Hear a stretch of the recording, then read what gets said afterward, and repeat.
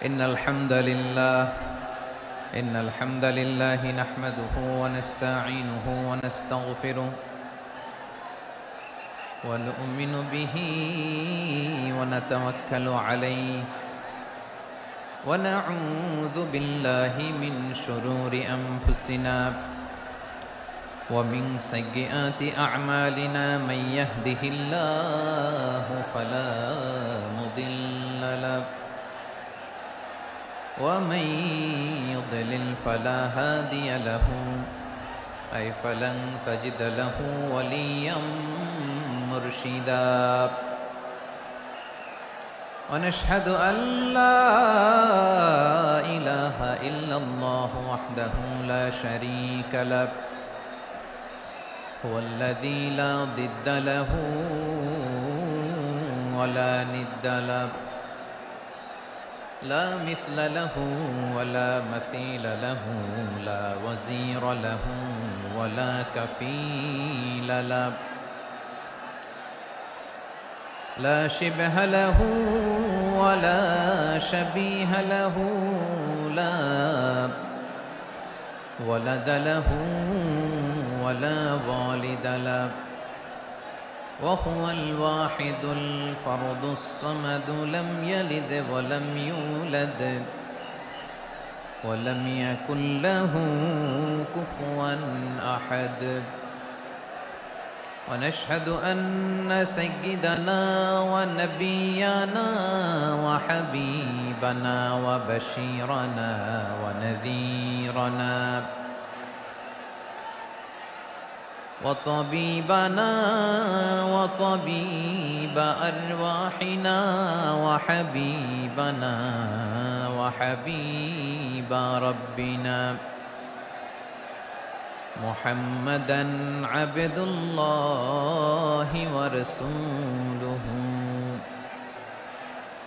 أرسله بالحق بشيرا ونذيرا وداعيا إلى الله بإذنه وسراجا منيرا أما بعد فقد قال الله تعالى في كلامه المجيد وفي فرقانه الحميد أعوذ بالله من الشيطان الرجيم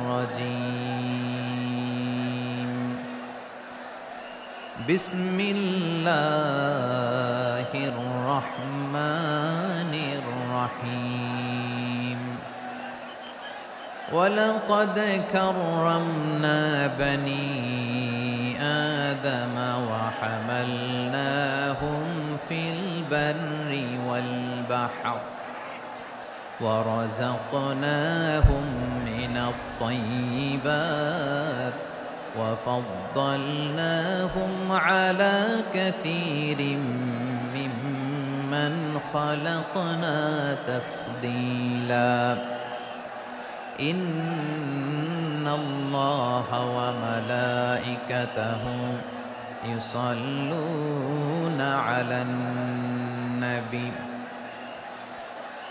يا أيها الذين آمنوا صلوا عليه وسلموا تسليما اللهم صل على محمد وعلى آل محمد كما صليت على إبراهيم وعلى آل إبراهيم إنك حميد مجيد اللهم بارك على محمد وعلى آل محمد كما باركت على إبراهيم وعلى آل إبراهيم إنك حميد مجيد সকল প্রশংসার মালিককে সকল ক্ষমতার উৎসকে কেউ যেটা পারে না পারে কে কেউ যেটা দেখে না দেখে কে সে আল্লাহর দরবারে আমরা শুকর গুজার হচ্ছি। আমরা সবাই পড়ছি কালিমাতুশ শুকর, আলহামদুলিল্লাহ। সবাই একসাথে গলা ছেড়ে দিয়ে আওয়াজ করে পড়ুন, রব্বানা লাকাল হামদ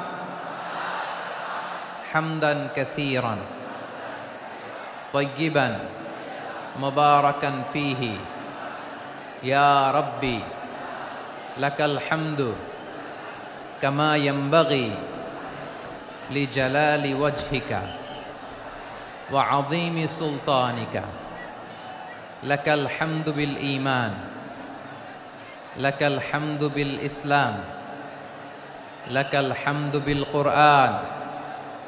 আল্লাহ রাব্বুল ইজ্জা ওয়াল জালালের দরবারে শুকরিয়া জ্ঞাপনের পাশাপাশি আমি আজকের এই প্রোগ্রামের অর্গানাইজিং কমিটিকে অন্তরের অন্তঃস্থল থেকে ধন্যবাদ জানাতে চাই যে আদ-দ্বীন ফাউন্ডেশন অথরিটি তারা 3 দিন ব্যাপী যশোরের ফুলের হাটে এরকম চমৎকার গোছানো ওয়েল অর্গানাইজড একটা তাফসীরুল কোরআনের প্রোগ্রামের আয়োজন করেছে। আমি আল্লাহর শুকরিয়া জ্ঞাপনের পাশাপাশি তাদেরকে আমার অন্তরের অন্তঃস্থল থেকে শুকরিয়া, ধন্যবাদ এবং মোবারকবাদ জানাতে চাই। আজকের প্রোগ্রামে উপস্থিত আছেন বৃহত্তর খুলনা বিভাগের ব্যবসায়ী ভাইয়েরা, কর্মজীবী ভাইয়েরা, ছাত্র ভাইয়েরা, পর্দার আড়ালে মহিলা প্যান্ডেলে আমার মায়েরা, বোনেরা উপস্থিত আছেন। কওমি মাদ্রাসার মুহতামিম বৃন্দ, আলিয়া মাদ্রাসার প্রিন্সিপাল হুজুর, শিক্ষকবৃন্দ, ছাত্রবৃন্দ, ইমাম সাহেব, খতিব সাহেব, মুয়াজ্জিন সাহেব, আইন শৃঙ্খলায় কর্মরত ভাইয়েরা, ভলান্টিয়ার্স, মিডিয়া কর্মী, সাংবাদিক বন্ধুরা, ইউটিউবার্স, আমি সবাইকে অন্তরের অন্তঃস্থল থেকে শুভেচ্ছা জানিয়ে শুরু করতে চাই। প্রিয় ভাইয়েরা, আমি জানি যশোরের মানুষ খুবই well civilised, they know manners, তারা ম্যানার জানে। অতিথির সাথে কেমন আচরণ করতে হয় যশোরের লোকেরা এটা জানে কি জানে না বলেন? মাশাআল্লাহ। স্টেজ থেকে ইনস্ট্রাকশন আসলে সেটা শুনতে হবে, না শুনলে আমিও বলতে পারবো না, আপনারাও উপকৃত হবেন না। কোটি কোটি টাকা ব্যয়, অনেক পরিশ্রম সাপেক্ষে, অনেক ওয়েল ডিজাইন করে ওনারা প্রোগ্রাম করেছেন। শেষ অধিবেশন যদি আপনারা ধাক্কা ধাক্কি বিশৃঙ্খলা করেন, বঞ্চিত হব, আমরা বঞ্চিত হব, আপনারা বঞ্চিত হবেন, মিডিয়া কর্মীদের মাধ্যমে দেশে বিদেশে কোটি কোটি দর্শক তারা বঞ্চিত হবে। আর যদি একটা নীরব, নিস্তব্ধ, নিঝুম পরিবেশ আমাকে উপহার দেন, আমি জনগুরুত্বপূর্ণ, যেটা রাষ্ট্রের জন্য গুরুত্বপূর্ণ, যেটা সামাজিকভাবে আমাদের জন্য গুরুত্বপূর্ণ, আমার ব্যক্তি জীবনের জন্য গুরুত্বপূর্ণ, গোটা মানবতার জন্য গুরুত্বপূর্ণ, এরকম কিছু বার্তা আজকের এই ঐতিহাসিক যশোরের প্রোগ্রামে আমি রাখতে চাই ইনশাআল্লাহ। কিন্তু সেজন্য সহযোগিতা করতে হবে। যে ডান দিকের ছেলেরা মাশাআল্লাহ বলার সাথে সাথে ঠান্ডা, কিন্তু এখানে এখনো ঠান্ডা হচ্ছে না। তোমরা ভলান্টিয়ারদের কথা শোনো, জায়গা না পেলে পেছনে যাও, ধাক্কাধাক্কি করো কেন ভাইয়েরা? এটা করো না। এই যে তোমাদেরকে দেখতে পাচ্ছি তো, একে অপরকে ধাক্কা ধাক্কি করে আমাকে দেখার চেষ্টা, পেছনে চলে যাও। Move move on, move, sit or move. আমি বারবার থামুন, চুপ করুন বলতে পারবো না। Sit or move on.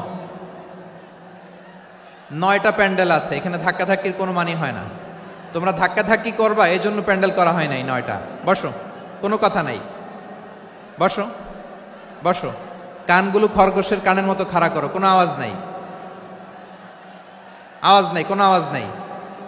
এই যে প্রিয় ভাইয়েরা, আল্লাহর ওয়াস্তে চুপ করুন। যশোরের ভাইয়েরা, আল্লাহর ওয়াস্তে চুপ করুন।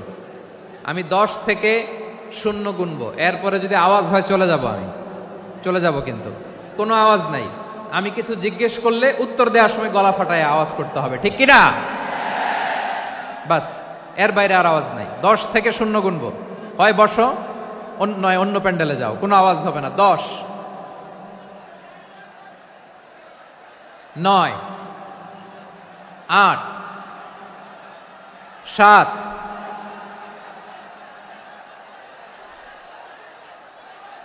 6, 5, 4, 3,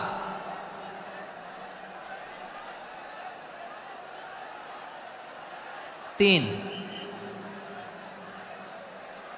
2 1 0। প্রিয় ভাইয়েরা, অনেক আলোচনা হয়েছে 3 দিন ব্যাপী। দেশ বরেণ্য প্রথিতযশা ওলামায়ে হযরতের মুখে আপনারা অসংখ্য কথা শুনেছেন। আমলের জন্য এগুলোই যথেষ্ট, নতুন করে আমার বলার কিছুর দরকার নাই। নতুন করে উপস্থাপনের মতো বলার মতো আমার কাছে কিছু নাইও। যা বলার 1500 বছর আগে আল্লাহ তাআলা উম্মাকে বলে দিয়েছেন, ঠিক কিনা? এমন কিতাব দান করেছে যে কিতাবে ভুল নাই, যতই পড়ি ততই শেখা যায়। বিয়ন্ডলেস, বাউন্ডলেস, বটমলেস, কুল কিনারা নাই, কুল কিনারা বিহীন সাগর। পড়েন সুবহানাল্লাহ। গত 3 দিন ধরে স্কলাররা যে সমস্ত বিষয় কোরআন সুন্নাহর আলোকে আলোচনা করেছে, আমরা যেন সেগুলোর উপর আমল করতে পারি। আল্লাহ তৌফিক দান করুক, আমরা পড়ি আমিন। আসুন এখানে আসার বসার, এই প্রোগ্রামে অংশগ্রহণ করার উদ্দেশ্যকে, নিয়াতকে আমরা খালিস করে নেই। আজকে আমরা যা শুনবো শিখবো আমলের নিয়তে শুনবো, ঠিক কিনা বলেন? শেষ পর্যন্ত নীরবতা বজায় রাখবো। আমি উঠবো, আপনারা উঠবেন। এর আগে ওঠা যাবে না। স্কেডিউলে একটু চেঞ্জ এসেছে, এশার সালাত হয়নি। আমার আলোচনার পরপরই আজান হবে। এশার সালাতে আমরা জামাতে অংশগ্রহণ করে একসাথে বিদায় নেব ইনশাল্লাহ। বলেন। বিশৃঙ্খলা করলে আমার বুঝাতে, পয়েন্টগুলো শেয়ার করতে দেরি হবে। আর এই যে এরকম নীরব নিস্তব্ধ থাকলে সুবিধা হবে। আল্লাহর ওয়াস্তে বি স্মার্ট। জায়গা না হলে চলে যাবেন, আওয়াজ করবেন না। ভলান্টিয়াররাও আওয়াজ নয়, ইশারা ইঙ্গিতে। প্রিয় ভাইয়েরা, যে টপিকটি নিয়ে আমি আপনাদের সামনে আজকে কথা বলতে চাই, টপিকটি অনেক গুরুত্বপূর্ণ। টপিকটি হচ্ছে হিউম্যান রিসোর্স ডেভেলপমেন্ট, মানব সম্পদ উন্নয়ন। কারণ আল্লাহ তাআলা আমাদের যা দেখ আর না দেখ এটা দিছে। মানুষ আর মানুষ, 18 কোটি মানুষ, ঠিক কিনা? এই 18 কোটির জনসংখ্যার দেশে বসবাস করে আমরা খুশি না বেজার? খুশি হইতে হবে, বেজার হইেন না। জাপানের খবর জানেন? তাদের গ্রোথ রেট নিচের দিকে, উল্টো। জনসংখ্যা নাই, বাচ্চা নিলে, সন্তান নিলে গভর্নমেন্ট তাদের টাকা দেয়। আমাদেরকে আল্লাহ তাআলা দয়া করে, মায়া করে এই সম্পদটা দিয়েছেন। এই মানব সম্পদকে যেন আমরা কাজে লাগাই ইনশাআল্লাহ। পড়েন সবাই। হিউম্যান রিসোর্স ডেভেলপমেন্ট অনেক জনগুরুত্বপূর্ণ বিষয়, খুব সেনসিটিভ বিষয়। বুঝতে হবে যশোরের স্মার্ট ছেলেরা, এই যে আমি যাদেরকে দেখতে পাচ্ছি, all are the Gen Z of Jessore. যারা জেন জি, ওরা স্মার্ট, ওরা ইশারা ইঙ্গিতে কাজ করে। এই যে পুরো গদি উল্টায় দিছে, ঠিক কিনা? 24-এর ছাত্র নাগরিক অভ্যুত্থান আমাদের দেখিয়ে দিচ্ছে কিভাবে চোখের ইশারায় গদি উল্টে দিতে হয়। তো এই জেনজিদের নিয়ে বসেছে, ওরা তো স্মার্ট, ওরা ডিস্টার্ব করবে না। মেহরবানি করে আমার সাথে কানেক্ট করো, 1 to 1, brain to brain, eye to eye contact করো আমার সাথে। তাকাও, কষ্ট হলো আমার দিকে তাকাও, আওয়াজ করা যাবে না, আমার দিকে তাকাও। প্রিয় ভাইয়েরা,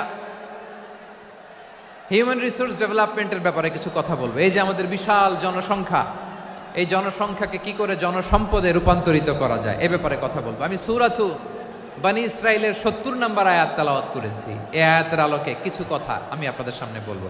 আল্লাহ তাআলা ইরশাদ করছেন, ওয়ালাকাদ কাররামনা বনী আদম ওয়া হামালনাহুম ফিল বাররি ওয়াল বাহরি ওয়া রাযাকনাহুম মিনাত তাইয়্যিবাত ওয়া ফাদ্দালনাহুম আলা কাসীরিম মিম্মান খালাকনা তাফদীলা। পড়েন আল্লাহু আকবার। রব্বুল আলামিন বলেন, ওয়ালাকাদ কাররামনা বনী আদম, আমি বনী আদমকে সম্মানিত করেছি, বনী আদমকে মর্যাদা দিয়েছি। ওয়া হামালনাহুম ফিল বাররি ওয়াল বাহর, বনী আদমকে জলে স্থলে, স্থলে এবং সমুদ্রে চলাচলের বাহন দিয়েছি। ওয়া রাযাকনাহুম মিনাত তাইয়্যিবাত, তাদেরকে পবিত্র রিজিকের বন্দোবস্ত করেছি। ওয়া ফাদ্দালনাহুম আলা কাসীরিম মিম্মান খালাকনা তাফদীলা, আর আমি আল্লাহ যাদেরকে সৃষ্টি করেছি তাদের মধ্য থেকে বনী আদমকে আমি শ্রেষ্ঠ বানিয়েছি। আমরা শ্রেষ্ঠ, আমরা আশরাফুল মাখলুকাত। আমরা কি? এই যে এমনি চিল্লাচিল্লি করে, জিজ্ঞেস করলে বলে না আমরা আশরাফুল মাখলুকাত, আমরা কি শ্রেষ্ঠ, সবার চেয়ে সেরা। আমাদের মতো করে আল্লাহ কাউকে বানায় নাই। দুই পায়ে ভর করে শির দ্বারা এরকম স্ট্যান্ড রেখে মাথা উঁচু করে দাঁড়াতে পারে এরকম কোন প্রাণী পৃথিবীতে আছে? এজন্য আল্লাহ বলেন ওয়ালাকাদ কাররামনা বানি আদম, আমি বনি আদমকে সম্মানিত করেছি, তাদেরকে আমি মর্যাদা দিয়েছি। তাদেরকে আমি যত মর্যাদা দিয়েছি আমার কোন সৃষ্টিকে এত মর্যাদা দেই নাই। পড়েন সুবহানাল্লাহ। I have dignified the status of the sons of Adam. আদমের সব সন্তানের মর্যাদা আমি বাড়িয়েছি। আল্লাহ এখানে বলেননি ওয়ালাকাদ কাররামনাল মুমিনিন, আমি মুমিনের মর্যাদা বাড়িয়েছি, বলেছেন? আল্লাহ এখানে বলেন নাই ওয়ালাকাদ কাররামনাল মুসলিমিন, আমি মুসলিমের মর্যাদা বাড়িয়েছি। আল্লাহ বলেছেন ওয়ালাকাদ কাররামনা বানি আদম, আমি বনি আদমের সম্মান বাড়িয়েছি। হোক সে মুমিন কিংবা কাফের, মুসলিম কিংবা মুশরিক, আস্তিক কিংবা নাস্তিক, আরব কিংবা অনারব, যেই হোক না কেন আদম সন্তান সবগুলার মর্যাদা বাড়ায় দিয়েছে কে? সবার মর্যাদা আল্লাহ বাড়িয়েছে। মানুষ হিসেবে মর্যাদা। বিশ্বনবী সাল্লাল্লাহু আলাইহি ওয়াসাল্লাম ইহুদির লাশ দেখে দাঁড়িয়ে গেলেন। কার লাশ? আমার যশোরের ভাইয়েরা আওয়াজ করে বলুন, কার লাশ? ইহুদির লাশ দেখে দাঁড়ায় গেলেন। সাহাবারা বললেন ইয়া রাসূলুল্লাহ, আপনি দাঁড়ালেন যে, এটা তো ইহুদির লাশ। বিশ্বনবী বললেন আওয়ালাইসাত নাফসান, এটা কি মানুষ নয়? এটা হোক ইহুদি হোক খ্রিস্টান, এটা তো মানুষ। আমি মানুষ দেখে দাঁড়িয়েছি। আই স্যালিউট দ্য হিউম্যানিটি, আমি মানবতাকে সম্মান করেছি। পড়েন সুবহানাল্লাহ। তাহলে এই জমিনে মানুষের মর্যাদা বেশি, হোক আস্তিক হোক নাস্তিক, হোক মুমিন কিংবা কাফের। আদমের সন্তান হলে, মানুষ হলেই তার মর্যাদা বাড়িয়েছে কে? আমার কলিজার টুকরা যশোরের ভাইয়েরা, মানুষের মর্যাদা আল্লাহ এত বাড়িয়েছেন, মানুষ জীবিত থাকলেও যেমনি মর্যাদাবান, মরে গেলেও মর্যাদাবান। সুবহানাল্লাহ পড়েন। মানুষ মরে গেলে এই ডেড বডিটা কি হয়? পচে যায়, গলে যায়, মাটির সাথে মিশে যায়। তাই বলে আপনি ডেড বডির সাথে যাচ্ছে তাই করতে পারবেন না। পারবেন? কেউ যদি অন্যায় করে তাকে যদি আপনি শাস্তির আওতায় আনেন, যা মনে চায় করতে পারবেন না। তারা আগুন দিয়ে পোড়াতে পারবেন না, নাক কাটতে পারবেন না, কান কাটতে পারবেন না, অঙ্গ বিকৃতি করতে পারবেন না। কারণ মানব জাতির মর্যাদা স্বয়ং দিয়েছে কে? ডেড বডি পচে যাবে, গলে যাবে। তারপরে ইসলাম বলে না, খবরদার, এই মরা লাশটারও একটা মর্যাদা আছে না নাই? ইসলাম বলে এই লাশটা গলে যাবে, পচে যাবে, কিন্তু এটার অমর্যাদা করো না। কর্পূর দিয়ে, খেজুর পাতা দিয়ে এটাকে ওয়ার্ম ওয়াটার দিয়ে, গরম পানি দিয়ে ধৌত করো। সাদা শুভ্র ধবধবে কাপড় দিয়ে লাশটাকে তুমি কাভার করো। তারপরে খাটিয়ার মধ্যে লাশটাকে রেখে বিশাল একটা প্রোগ্রাম করো, একটা ফিউনারাল প্রোগ্রাম করো। ওই প্রোগ্রামের ডানে বায়ে পেছনে লাশটারে রাখলে হবে না, প্রোগ্রামের একেবারে সামনটাতে তুমি লাশটাকে রাখো। সুবহানাল্লাহ। একটা ফিউনারাল প্রোগ্রাম করতে হবে, তাকে শেষ বিদায় জানাতে হবে, যেটাকে আমরা জানাজা বলি। কি বলি? জানাজা মানে মাইয়েতের জন্য দোয়া, তার জন্য দোয়া করা হয়। তাকে একটা সিস্টেমেটিক অর্ডারে কবরে রাখা হয়, সুন্দরভাবে সেটাকে কবরস্থ করা হয়, মাটি দেয়া হয়, পানি দেয়া হয়। তার মানে মরে গেলেও মানুষের সম্মান বাড়ায় দিয়েছে কে? এজন্য আল্লাহ বললেন ওয়ালাকাদ কাররামনা বানি আদম, বনি আদমের সম্মান মর্যাদা আমি আল্লাহ বাড়িয়ে দিয়েছি। মানুষের সম্মানে তুমি কখনো আঘাত করো না, ঠিক কিনা? তাহলে ভাই, প্রথম মেসেজ হচ্ছে, the first and foremost message tonight to the people of Jessore. Allah বলেন I have dignified the status of son of Adam, আমি বনি আদম সবার মর্যাদা বাড়িয়ে দিয়েছি। হোক আস্তিক নাস্তিক, হোক কাফের কিংবা মুশরিক, তার মর্যাদা বাড়াই দিছে কে? যখন বন্যা হয় আমরা ত্রাণ নিয়ে যাই, আমরা শুধু মুসলমানদেরকে ত্রাণ দেই নাকি? হ্যাঁ, আমরা মুসলমানকেও দেই, অমুসলমানকেও দেই, হিন্দুকেও দেই, বৌদ্ধকেও দেই। যেখানেই মানবতা বিপন্ন সেখানে ইসলামের হেল্পিং হ্যান্ড আছে না নাই? সুবহানাল্লাহ। কি দিন আমরা পেয়েছি, কি বিধান আমরা পেয়েছি। ওয়ালাকাদ কাররামনা বানি আদম, আমি বনি আদমকে সম্মানিত করেছি। এরপর আল্লাহ বললেন ওয়া হামালনাহুম ফিল বাররি ওয়াল বাহর, মানুষকে স্থলে এবং সমুদ্রে চলাচলের বাহন আমি দিয়েছি। স্থলে কিভাবে চলবে, জলে কিভাবে চলবে, এই বাহনের ব্যবস্থা করেছে কে?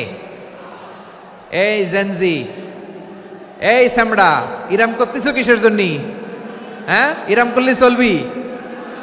হ্যাঁ, বস বস বস বস। আওয়াজ করতেছো কেন? দিবা না, কথা বলতে দিবা না আমাকে? তো এইটা বুঝি তোমাদের ভালোবাসার নমুনা? তোমাদের ভালোবাসার কারণে যদি আমি কোথাও দাঁড়াতেই না পারি, কোথাও বসতে না পারি, কোথাও দুটা কথা বলতে না পারি, এই ভালোবাসা দিয়ে কি হবে আমার? বরং ঘামতে ঘামতে ঘর্মাক্ত হব, রক্তাক্ত হব। কিন্তু সেন্ট্রাল থেকে, সেন্ট্রালি যে ইনস্ট্রাকশন আসবে, সেই ইনস্ট্রাকশনের এক চুল আমরা ডানে বায়ে যাব না। এইটা গণজাগরণের জন্য এইটা দরকার, ইসলামী বিপ্লবের জন্য এইটা দরকার। তো আধা ঘন্টা ধরে যদি তোমাদেরকে থামানোই না যায়, এই লস্কর দিয়ে আমি কি করব? আল্লাহর ওয়াস্তে নো নো নো স্লোগান, চুপচাপ একেবারে আমার দিকে তাকাও। আল্লাহ বললেন ওয়া হামালনাহুম ফিল বাররি ওয়াল বাহার, জলে স্থলে আমি চলাচলের যানবাহনের ব্যবস্থা করেছি। আমরা স্থলে ঘোড়ার উপরে চড়ি, উটের উপরে চড়ি, গাড়ির উপরে চড়ি। এই যে গাড়ির ইঞ্জিন বানাইছি আমরা, এটার মেধা দিয়েছে কে? আবার সাগরের মধ্যে আমরা নৌযান, জলযান, বড় বড় জাহাজ দিয়ে এক মহাদেশ থেকে আরেক মহাদেশ যাই, এক দেশ থেকে মালামালগুলো আরেক দেশে পাঠাই। সাগরের ভেতরে নৌকাগুলোরে ধরে রাখলো কে? ওয়াল ফুলকিল্লাতী তাজরি ফিল বাহরি বিমা ইয়ানফাউন নাস। মানুষের উপকার আছে এরকম সরঞ্জামাদি নিয়ে সাগরের উপরে বিশাল বিশাল জলযানগুলো চলে। এগুলো ডুবে যায় না, কাত হয়ে যায় না, পড়ে যায় না। এগুলোকে স্থিতিস্থাপকতাকে ঠিক করে রাখলো কে? আপনারা জাহাজ দেখেছেন? জাহাজ, হ্যাঁ, বাড়ি চট্টগ্রাম হইলে দেখতে পারতেন। দেখছেন? বিশাল বিশাল জাহাজ, বিশাল জাহাজ মালামাল নিয়ে এক মহাদেশ থেকে আরেক মহাদেশে যায়। গত মাসে আমার জাপান সফর ছিল। এই যে বাংলাদেশে যে গাড়িগুলো চালান, বেশিরভাগ গাড়ি আসে কিন্তু জাপান থেকে। হাজার হাজার গাড়ি একটা জাহাজ বহন করতে পারে, হাজার হাজার গাড়ি। এটাতে সাগরের মধ্যে ভাসাইলো কে? সবাই বলুন, ভাসালো কে? হাজার হাজার গাড়ি নিয়ে জাপানিজ গাড়িগুলো আমাদের চট্টগ্রামের এয়ারপোর্টের বন্দরে ভিড়ে। যুক্তরাষ্ট্রে আমি দেখেছি বিশাল বিশাল জাহাজ। আপনারা টাইটানিক জাহাজের নাম শুনেছেন? টাইটানিকেরও 8 গুণ 10 গুণ বড়। সুবহানাল্লাহ কইবেন না? টাইটানিক জাহাজের 8 গুণ 10 গুণ বড় একটা জাহাজ আছে, আইকন অফ দ্য সি। আমি দেখে এসেছি। রয়্যাল ক্যারিবিয়ান দেখে এসেছি। সাগরের সামনে জেটিতে যখন দাঁড়ালাম, জাহাজটা যখন যায়, আমার মনে হচ্ছে একটা শহর, গোটা শহর, the entire city is floating on the water. পুরো একটা শহর মনে হয় পানির উপর দিয়ে ভেসে যাচ্ছে। পড়েন সুবহানাল্লাহ। এই যে আইকন অফ দ্য সি, এই ক্রুজ, এই জাহাজটা, এটার ভিতরে স্টেডিয়াম আছে। কিসের ভিতরে স্টেডিয়াম? কথা বুঝে নাই বোধহয়। স্টেডিয়াম কিসের ভিতর? সুইমিং পুল আছে, শপিং মল আছে, রেস্টুরেন্ট আছে, ক্লাব আছে, 3000 4000 রুম বিশিষ্ট, কক্ষ বিশিষ্ট হোটেল আছে। এই সবগুলোর নিয়ে এগুলো চলে সাগরের এই দোলার মধ্যে, জলোচ্ছ্বাসের মধ্যে। এই সাগরের ভেতরে এই জাহাজগুলোর ভাষায় রাখছে কে? সূরাতুর আর রহমানে আল্লাহ তাআলা বললেন ওয়ালাহুল জাওয়ারিল মুনশাআতু ফিল বাহরি কাল আ'লাম ফাবিআইয়ি আলা, সবাই পড়েন, ফাবিআইয়ি আলাই রাব্বিকুমা তুকাযযিবান। পাহাড় সম বড় বড় জাহাজগুলো মাল বোঝাই করে সাগরের মধ্যে ভেসে বেড়ায়। এগুলো দিয়ে মালামাল বহন করা যায়। মানুষরা এক দেশ থেকে আরেক দেশে যায়। এই জাহাজগুলোর সাগরের ভেতরে ভাসায় রাখলো কে? এই আয়াতের ভেতরে আল্লাহ তাআলা সূরাত বানী ইসরাঈলের এই চমৎকার আয়াতের ভেতরে আল্লাহ তাআলা বেসিক্যালি মানব জাতির প্রতি তার 4টি স্পেশাল অনুগ্রহের কথা বলেছেন। কয়টি? 2টা বলে ফেলছি। 1 নাম্বার, ওয়ালাকাদ কাররামনা বানি আদম, আমি বনি আদমের সম্মান বাড়াইছি। নাকি মুসলমানদের? নাকি মুসল্লিদের? কার সম্মান বাড়িয়েছি? বনি আদমের। তাহলে human dignity, the first part of the verse talks about the human dignity. 2 number অংশ আল্লাহ তাআলা বললেন ওয়া হামালনাহুম ফিল বাররি ওয়াল বাহর, স্থলে এবং সমুদ্রে আমি তাদের জন্য চলাচলের বাহন দিয়েছি। সুবহানাল্লাহ। তার মানে smooth movement on land and sea, জলে এবং স্থলে যাতে আমরা স্মুথলি মুভ করতে পারি আল্লাহ তাআলা দিয়েছেন। 3 নম্বরে আল্লাহ তাআলা বললেন ওয়া রাযাকনাহুম মিনাত তাইয়্যিবাত, মানুষের জন্য আমি পবিত্র রিজিকের ব্যবস্থা করেছি। জলে এবং স্থলে যত প্রাণী আছে সবগুলা প্রাণীকে রিজিক দেয় কে? আমাদেরকে রিজিক দেয় কে? সাগরের মাছগুলোকে, বড় বড় তিমি মাছগুলোরে রিজিক দেয় কে? বাতাসের মধ্যে ভেসে বেড়ানো বড় বড় পাখিগুলো, স্ক্যান্ডিনেভিয়ান কান্ট্রি থেকে লক্ষ লক্ষ কোটি কোটি পাখিগুলো যে এক দেশ থেকে আরেক দেশে ট্রান্সফার হয়, এগুলোর রিজিক দেয় কে? রব্বুল আলামিন বলেন ওয়ামা মিন দাব্বাতিন ফিল আরদি ইল্লা আলাল্লাহি রিজকুহা ওয়া ইয়ালামু মুস্তাকাররাহা ওয়া মুস্তাওদাআহা কুল্লুম ফি কিতাবিম মুবিন। আল্লাহু আকবার। রব্বুল আলামিন বলেন ভূপৃষ্ঠে বিচরণশীল যত প্রাণী আছে সব প্রাণীগুলোকে আমি আল্লাহ আমার নিজের কুদরতে রিজিকের বন্দোবস্ত করি। এই প্রাণীগুলো কোথায় থাকে, কোথায় যায়, সব জায়গায় আমি রিজিক পৌঁছে দেই। রিজিক কেউ দিতে পারে না, রিজিকের মালিক কে? রিজিকের মালিক তিনি আল্লাহ। এজন্য আল্লাহ তাআলা বললেন ওয়া রাযাকনাহুম মিনাত তাইয়্যিবাত। এরপর আল্লাহ বললেন ওয়া ফাদ্দালনাহুম আলা কাসীরিম মিম্মান খালাকনা তাফদীলা। আমি যত প্রাণী সৃষ্টি করেছি সকল প্রাণীর মধ্যে মানুষের মর্যাদা শ্রেষ্ঠত্ব আমি দিয়েছি। সুবহানাল্লাহ পড়েন। তাহলে 1 নম্বরে আল্লাহ বললেন আমি বনি আদমের মর্যাদা বাড়ালাম। এরপরে বললেন স্থলে এবং সমুদ্রে চলাচলের জন্য যানবাহন দিলাম। 3 নম্বরে আল্লাহ বললেন পবিত্র রিজিকের ব্যবস্থা করে দিলাম। এরপরে আল্লাহ বললেন যত প্রাণী আছে, সৃষ্টি আছে, সবগুলার উপরে আমি মানুষকে শ্রেষ্ঠত্ব দিলাম। সুবহানাল্লাহ। তাহলে সবচেয়ে বেশি শ্রেষ্ঠত্ব মানুষের। কার? মানুষের। শুধু তাই নয় প্রিয় ভাইরা, আকাশ এবং জমিনে যা কিছু আছে সবকিছু মানুষের জন্য, মানুষের কল্যাণে, মানুষের প্রয়োজনে, মানুষের বশীভূত করে সৃষ্টি করেছেন কে? রব্বুল আলামিন বলেন হুয়াল্লাযী খালাকা লাকুম মা ফিল আরদি জামিআ। এই জমিনের মধ্যে যা কিছু আমি আল্লাহ সৃষ্টি করেছি সব কিছু আমি মানুষের জন্য সৃষ্টি করেছি। পড়েন সুবহানাল্লাহ। হুয়াল্লাযী খালাকা লাকুম মা ফিল আরদি জামিআ, যা আছে সব আমাদের জন্য, সব আমাদেরকে সার্ভিস দেওয়ার জন্য, আমাদের উপকারের জন্য, আমাদের কল্যাণের জন্য। আওয়াজ করে সবাই পড়ুন আল্লাহু আকবার। অন্য আয়াতে আল্লাহ বললেন ওয়াসাখখারা লাকুম মা ফিস সামাওয়াতি ওয়া মা ফিল আরদি জামিআম মিন ইন্না ফি যালিকা লাআয়াতিন লিকাউমি ইয়াতাফাক্কারুন। প্রথমে আয়াতে আল্লাহ বললেন জমিনে যা আছে সব তোমাদের কল্যাণে আমি সৃষ্টি করলাম। এরপরে আল্লাহ বললেন আকাশেও যা আছে সব তোমাদের জন্য সৃষ্টি করলাম, তোমাদের অনুগত বানায় দিলাম। পড়েন সুবহানাল্লাহ। মানুষের কি ব্রেইন দেখেন, মানুষ জমিন ছেড়ে আকাশে চলে যায়। পাখি দেখে মানুষের শখ হলো পাখি যেহেতু উঠতে পারে আমরাও পারবো। অরবিল রাইট, উইলবার রাইট, 2 ভাই মিলে আঁকাঝোঁকা করতে করতে করতে করতে প্লেন বানায় ফেললো। কোন সুবহানাল্লাহ। এখন পাখিও ওরে, আমরাও ওরি। এরপরেই মানুষের কৌতূহল থামে না এখানে। মানুষ চলে গিয়েছে চাঁদে। কোথায় গেছে? এখন কিন্তু চাঁদে জমি বিক্রি হয় জানেন। পৃথিবী নিয়ে মারামারি শেষ।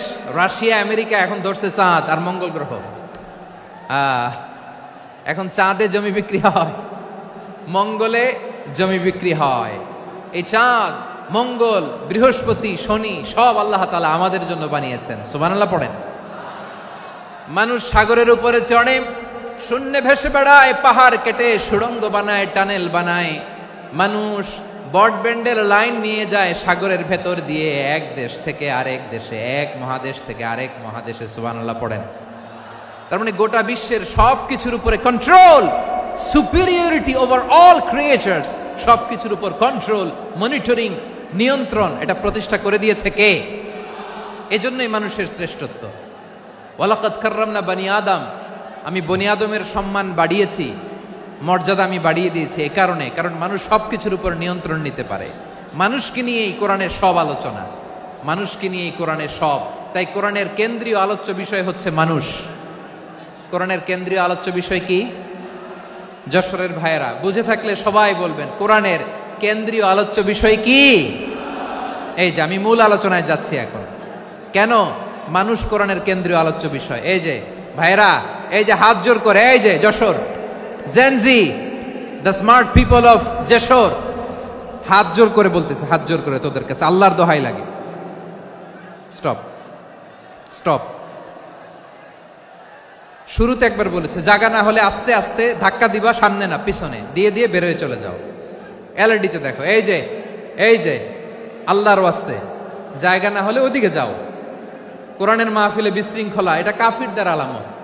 কাফিররা শীষ দিত, শীষ। বিশ্বনবী কোরআনের তাফসির করলে কাফিররা শীষ দিত আর ক্ল্যাপিং করত, হুইসেল এন্ড ক্ল্যাপিং। তো আমরা কি এখানে বিশৃঙ্খলা করতে আসছি? তো বারবার থামানো লাগে কেন? কোনো আওয়াজ হবে না, বললাম তো, স্টপ। আওয়াজ করে বলুন, কোরআনের কেন্দ্রীয় আলোচ্য বিষয় কি? সবাই বলেননি? এতগুলো মানুষ উত্তর দিলে এতটুকু আওয়াজ হয়, অন্তত আমি বিশ্বাস করি না। যশোর, আওয়াজ করে বলো, কোরআনের কেন্দ্রীয় আলোচ্য বিষয় কি? মানুষ। এই মানুষ কোরআনের কেন্দ্রীয় আলোচ্য বিষয়। মানুষকে আল্লাহ স্বাধীনতা দিয়েছেন, ফামান শাআ ফালইউমিন ওয়া মান শাআ ফালইয়াকফুর। চাইলে মুমিন হতে পারো, চাইলে কাফের হতে পারো, তোমার ইচ্ছা। তবে জেনে রাখো, মুমিন হলে পাবা জান্নাত, কাফির হলে পাবা জাহান্নাম। নাও দ্য ডিসিশন ইজ ইয়ার্স, সিদ্ধান্ত তোমার, জান্নাতে যাবা না জাহান্নামে যাবা। যশোরের ভাইয়ের আওয়াজ করে বলুন, কই যেতে চান, জান্নাতে না জাহান্নামে? ডান দিকে না বাম দিকে? ডানপন্থী না বামপন্থী? চিল্লা চিল্লি না চুপচাপ? চুপচাপ কয়ে আবার চিল্লাচিল্লি শুরু করেছে। মাশাআল্লাহ, গুরুত্বপূর্ণ কথা বাকি আছে, আমাকে সহযোগিতা করতে হবে। মাশাআল্লাহ, এই তো ঠান্ডা হয়েছে। হ্যাঁ, ঠিক আছে ঠিক আছে ঠিক আছে। মানুষকে আল্লাহ এত স্বাধীনতা দিয়েছেন, মানুষ চাইলে অনেক ভালো হইতে পারে। ভালোর রাস্তাও খোলা, খারাপ হওয়ার রাস্তাও খোলা। ভালো হইলে মানুষ অনেক ভালো, খারাপ হইলে অনেক খারাপ। ভালো হইলে সবচেয়ে ভালো, খারাপ হইলে সবচেয়ে খারাপ। এজন্য সিদ্ধান্ত আপনাকে নিতে হবে। আল্লাহ তাআলা বলছেন, লাকাদ খালাকনাল ইনসানা ফি আহসানি তাকওয়িম সুম্মা রাদাদনাহু আসফালা সাফিলিন। আমি মানুষকে অনেক সুন্দর অবয়বে, সুন্দর আকৃতিতে সৃষ্টি করেছি। তার শুধু চেহারার ডিজাইনটাই সুন্দর নয়, তার ব্রেনটা বড্ড সুন্দর, তার মানসিকতা বড্ড সুন্দর, তার সৃজনশীলতা বড্ড সুন্দর। পড়েন সুবহানাল্লাহ। আমাদের চেহারা, অবয়ব, ডিজাইন যে সুন্দর তা না, আমাদের ব্রেনটা অনেক সফিস্টিকেটেড ব্রেন, অনেক সফিস্টিকেটেড। এই 1.5 কেজি ব্রেন ইউজ করে মানুষ গোটা বিশ্বে সভ্যতা বিনির্মাণ করেছে, ঠিক কিনা? এই ব্রেন আল্লাহ তাআলা আমাকে দিয়েছে। এটারে কাজে লাগালে, আপনার 6 সেন্স কাজে লাগালে আপনি অনন্য মানুষ হয়ে উঠবেন, মহামানবে রূপান্তরিত হবেন। মানুষ হতে পারে, চাইলেই মহামানব হতে পারে। আবার যদি মানুষ চায়, খারাপও হতে পারে।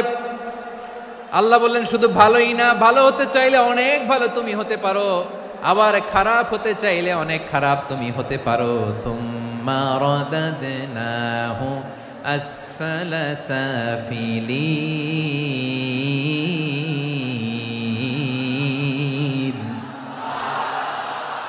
খারাপ হলে একেবারে খারাপ হতে পারো, নিকৃষ্ট হলে একেবারে নিকৃষ্ট হতে পারো, ভালো হলেও ভালো হতে পারো। কোন সুবহানাল্লাহ। এবার আওয়াজ করে বলুন, ভালো হতে চাই না খারাপ? শ্রেষ্ঠ না নিকৃষ্ট? মানুষ ভালো হলে মানুষ ফেরেশতার চেয়েও ভালো, মানুষ খারাপ হলে সে পশুর চেয়েও খারাপ। কথা ঠিক কিনা বলেন? ভালো হলে ফেরেশতার চেয়েও ভালো, খারাপ হলে পশুর চেয়েও নিকৃষ্ট। তার মানে শ্রেষ্ঠত্বে মানুষ শ্রেষ্ঠত্বে ফেরেশতাকে হার মানায়, আর অধপতনে শ্রেষ্ঠত্বে ফেরেশতাকে ছাড়িয়ে যায়, আর অধপতনে পশুকেও হার মানায়।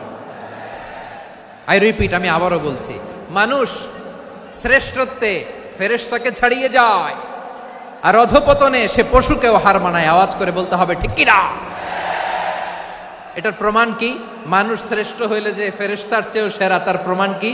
আল্লাহ তাআলা বলছেন, ওয়া ইয কুলনা লিল মালাইকাতি ইসজুদু লি আদম ফাসাজাদু ইল্লা ইবলিস আবা ওয়াস্তাকবারা ওয়া কানা মিনাল কাফিরিন। আল্লাহ বলেন, স্মরণ করো সে সময়ের কথা যখন আমি ফেরেশতাদেরকে বললাম, ও ফেরেশতারা আদমকে সেজদা দাও। সব ফেরেশতারা সম্মান সূচক সেজদা আদমকে দিল, তারা আদমের জন্য সেজদায় লুটিয়ে পড়লো, একজন ছাড়া, তার নাম ইবলিস। আওয়াজ করে বলেন, তার নাম কি? সে অহংকার প্রদর্শন করলো, সে কাফের হয়ে গেল, বাকি সব ফেরেশতারা সেজদা দিল। সুবহানাল্লাহ। আবার আদম আলাইহিস সালামকে আল্লাহ জিজ্ঞেস করলেন, সব বলে দিল উত্তর, কিন্তু ফেরেশতাদেরকে একই প্রশ্ন জিজ্ঞেস করলেন, তারা উত্তর করতে পারে নাই। তার মানে এর মধ্য দিয়ে প্রমাণিত হয়, মানুষ ভালো হলে ফেরেশতার চেয়েও ভালো, ফেরেশতার চেয়েও মানুষের মর্যাদা বাড়িয়ে দিয়েছে কে? সব নূরের ফেরেশতা যখন মাটির আদমকে সেজদা দেয়, এটা প্রমাণ করে ফেরেশতার চেয়েও মানুষের মর্যাদা বাড়িয়ে দিয়েছে কে? তুমি মাটির আদমকে প্রথম সৃষ্টি করিয়া ঘোষণা করিয়া দিলে শ্রেষ্ঠ বলিয়া, তাই তো নূরের ফেরেশতা করে আদমকে সেজদা। ঠিক কিনা বলেন?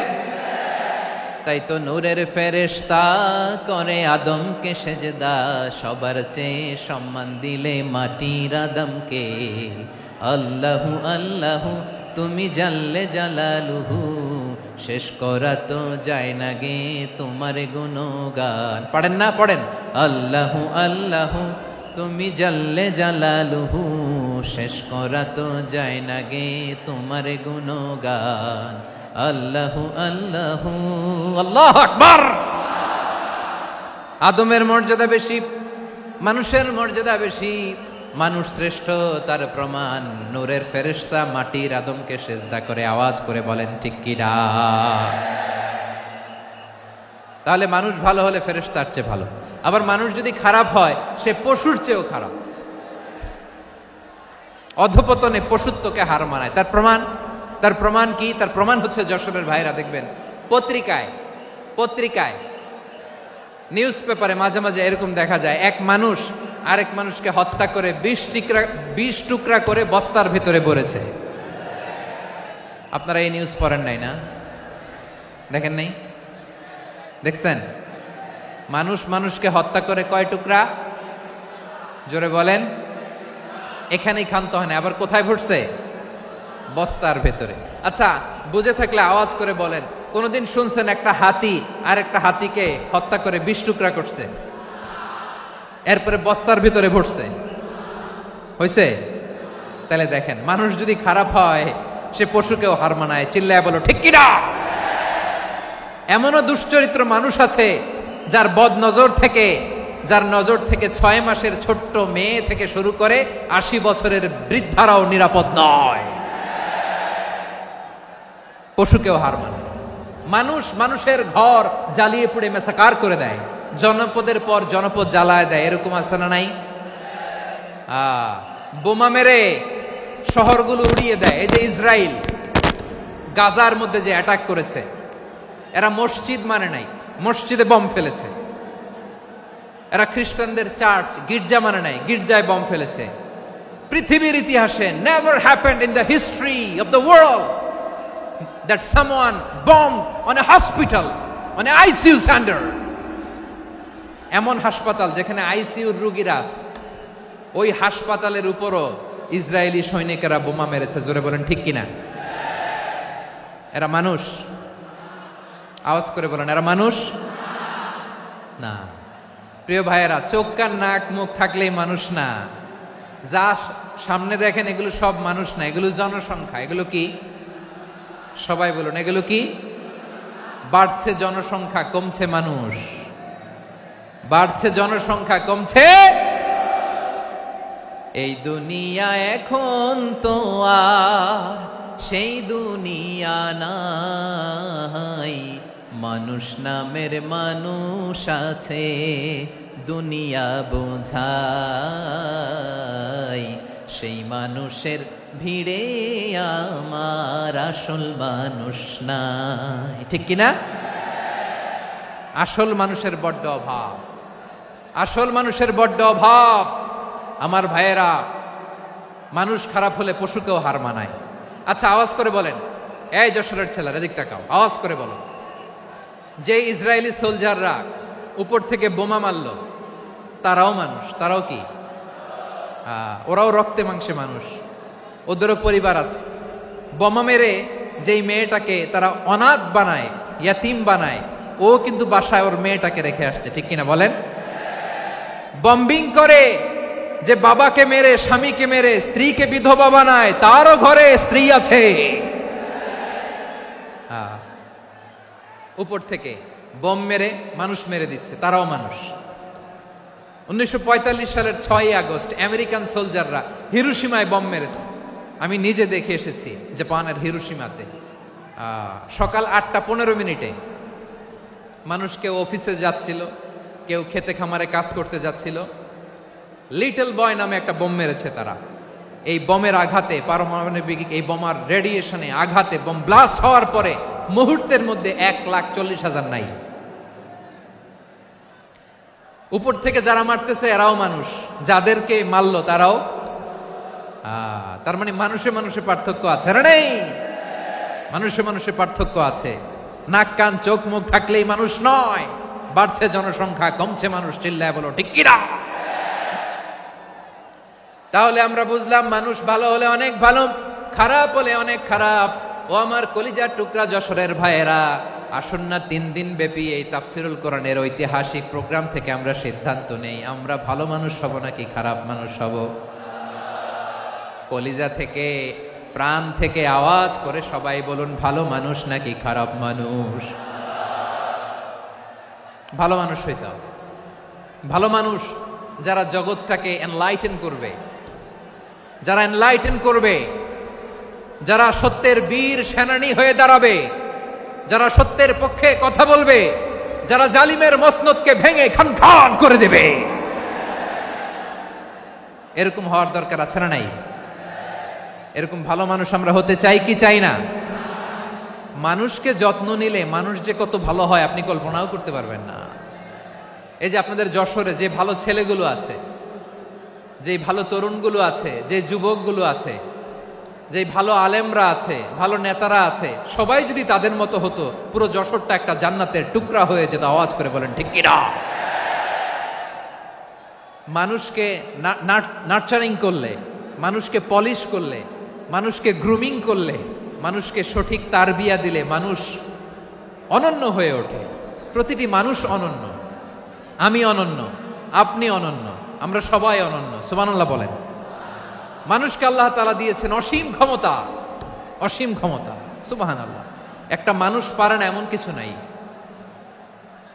একটা মানুষ পারে না এমন কিছু নাই।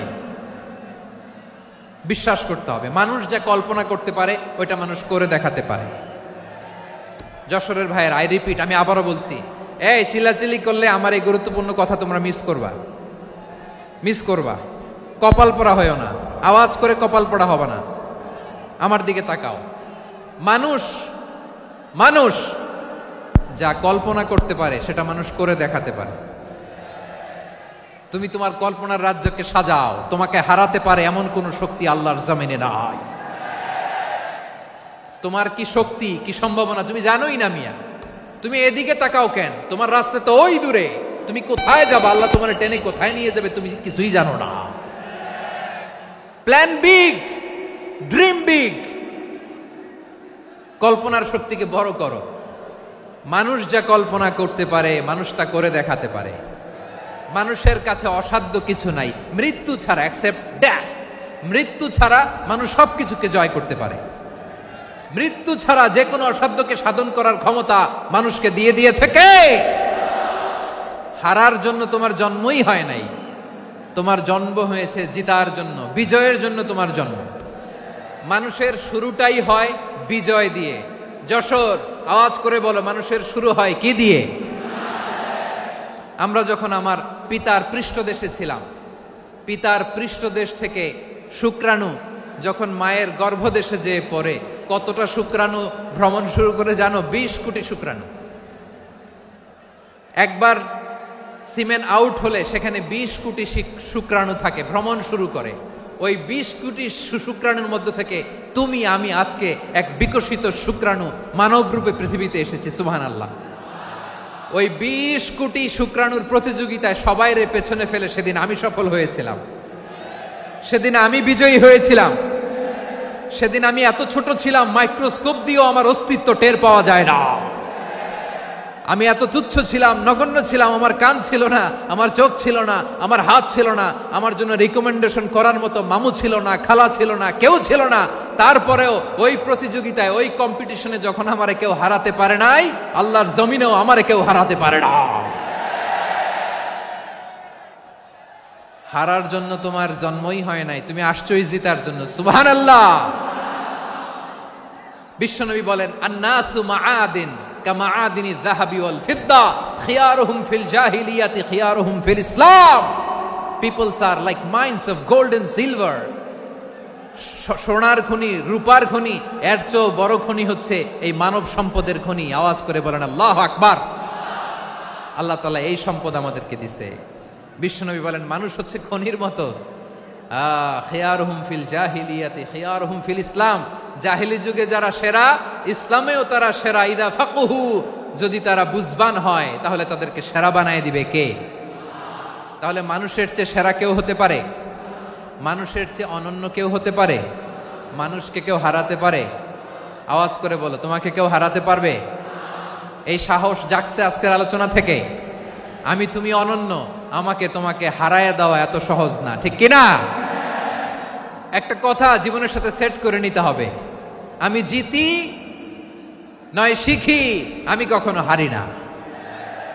জীবনের সাথে সেট করে নাও, জেনজি অফ যশোর, আমি কখনো হারি না, আমি হয় জিতি নয় শিখি। চিল্লায় বলো ঠিক কিনা? আমি কখনো হারি না, আমার হারানো এত সোজা না। কি সাহস জাগছে? বুকে সাহস জাগছে? তাকবীর পড়ো, লিল্লাহে তাকবীর। তাহলে বিশ্বনবী বললেন, নাসু মাআদিন, মানুষ হচ্ছে খনি। এই ধাক্কা ধাক্কি আমি জানি এগুলো ভালোবাসার ধাক্কা ধাক্কি, এজন্য আমি সহ্য করে নেই। এগুলো যে ভালোবাসার ধাক্কা ধাক্কি এটা আমরা বুঝি।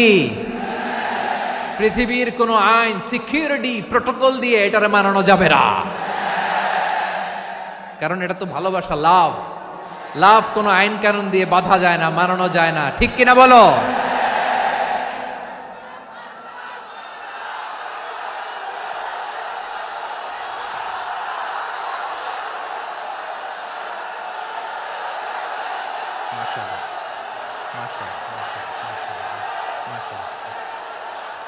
ঠিক আছে, বসুন বসুন বসুন। আল নাসু মাআদিন, মানুষ হচ্ছে খনি। এই খনির যত্ন নিতে হবে। আমার মা বাবা যারা এসেছেন, আপনার ছেলে মেয়ের যত্ন নেন। আপনার ছেলের মধ্যে যে কি পটেনশিয়াল আপনি জানেন না। আপনার এই ছোট্ট অবুজ ছেলেটাই আগামী দিনের শায়েখ আহমদুল্লাহ হবে। আপনার হেফজখানায় পড়া ওই ছোট্ট ছেলেটাই আগামী দিনের আল্লামা মামুনুল হক হবে। আপনার ওই ছেলেটা আমির হামজা হবে, আব্দুল হাই সাইফুল্লাহ হবে। এভাবে বড় বড় আলেম হবে, তারা যুগশ্রেষ্ঠ আলেম হবে। সেই একদিন এই বাংলাদেশের পার্লামেন্টে যে বক্তব্য দিয়ে যশোরের পক্ষে কথা বলবে। আপনি জানেন না, কাউকে ছোট করবেন না আপনি। ওর কনফিডেন্স আপনি কমাবেন না, আপনি কমাতে পারেন না। প্যান্ডেলে আমার যে মা বোনেরা আছেন, ছেলে মেয়েদেরকে কখনো ছোট করে কথা বলবেন না। ও যে কোথায় যাবে আপনি জানেন না। আপনি মা হয়ে তাকে সাহস দিবেন, তার কল্পনার জগৎটাকে সাজাতে তাকে উৎসাহিত করবেন, ঠিক কিনা বলেন? আর আমার প্যান্ডেলের আমার প্রিয় শ্রদ্ধাশীলা মায়েরা বোনেরা, আপনারা তো আরো দামি সম্পদ।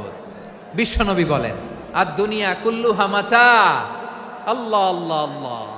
বিশ্বনবীর কথার ওজন দেখেন, আর দুনিয়া কুল্লুহা মাতা ওয়া খায়রু মাতা'আদ দুনিয়াল মারআতুস সালিহা। বিশ্বনবী বলেন, দুনিয়ায় যা দেখো সব আল্লাহর দেওয়া অ্যাসেট, মানে সম্পদ। আর এত অ্যাসেটের ভিড়ে সবচাইতে শ্রেষ্ঠ সম্পদ হচ্ছে নেককার নারী। সুবহানাল্লাহ। ভাইয়েরা বোনের সাথে খারাপ আচরণ করো না, সন্তান মায়ের সাথে খারাপ আচরণ করো না। আমাদের মায়েরা আমাদের asset, they are our priceless asset. কারণ এই মায়েদের পেটে এসেছে আল্লাহর ওলিরা, এই মায়েদের পেটে এসেছে খান জাহান আলী, এই মায়ের পেটে এসেছে শাহজালাল ইয়ামানি, এই মায়ের পেটে এসেছে আল্লাহর সব নবীরা। নাকি নবীরা আকাশ থেকে ধপ করে জমিনে নেমে আসছে? মায়ের পেটে আসছে। এই মায়ের পেটগুলো খনি। আমার সম্মানিতা মায়েরা বোনেরা, নিজেকে ইসলাম দিয়ে সাজান, নিজেকে ইসলাম দিয়ে সাজান, নিজেকে পবিত্র রাখুন, নিজের আব্রু ইমান ইজ্জতের হেফাজত করুন, কোরআন পড়ুন, সুন্নাহ পড়ুন। আপনি জানেন না আপনার গর্ভে কে আসছে, কোন ক্ষণজন্মা পুরুষকে আল্লাহ তাআলা আপনার গর্ভে পাঠাবে আপনি জানেন না। মায়েরা নিজেদেরকে পবিত্র রাখুন, ইসলাম চর্চা করুন, কোরআন চর্চা করুন, নৈতিকতা দিয়ে নিজেকে সাজান। যশোরের জেনজি, নিজেদেরকে প্রস্তুত রাখো আগামীর বাংলাদেশের জন্য। নৈতিকতা, মোরালিটি, ভ্যালিউজ দিয়ে নিজেকে সাজাও, ইসলাম দিয়ে নিজেকে সাজাও। কারণ আগামীর বাংলাদেশ ইসলামের বাংলাদেশ। বাংলাদেশের আসল পরিচয় ইসলাম। বাংলাদেশের আসল পরিচয় কি? সবাই বলে না। বাংলাদেশের আসল পরিচয় কি? এই ইসলাম নিয়ে আমরা সংসদ ভবন সাজাবো, রাজি আছি না নাই? শেকড় ভুলে যাওয়া যাবে না। আমরা ধাপে ধাপে শারিয়া আইনের দিকে যাব ইনশাআল্লাহ, কিন্তু জঙ্গিবাদ দিয়ে নয়, কট্টর পন্থা দিয়ে নয়। আমরা ইন্টেলেকচুয়ালি, গ্রাজুয়ালি, ধাপে ধাপে শারিয়া আইনের দিকে মুভ করব ইনশাআল্লাহ। বলো লিল্লাহি তাকবীর। এদেশের আসল পরিচয় সবাই বলে না, আওয়াজ করে, এদেশের আসল পরিচয়।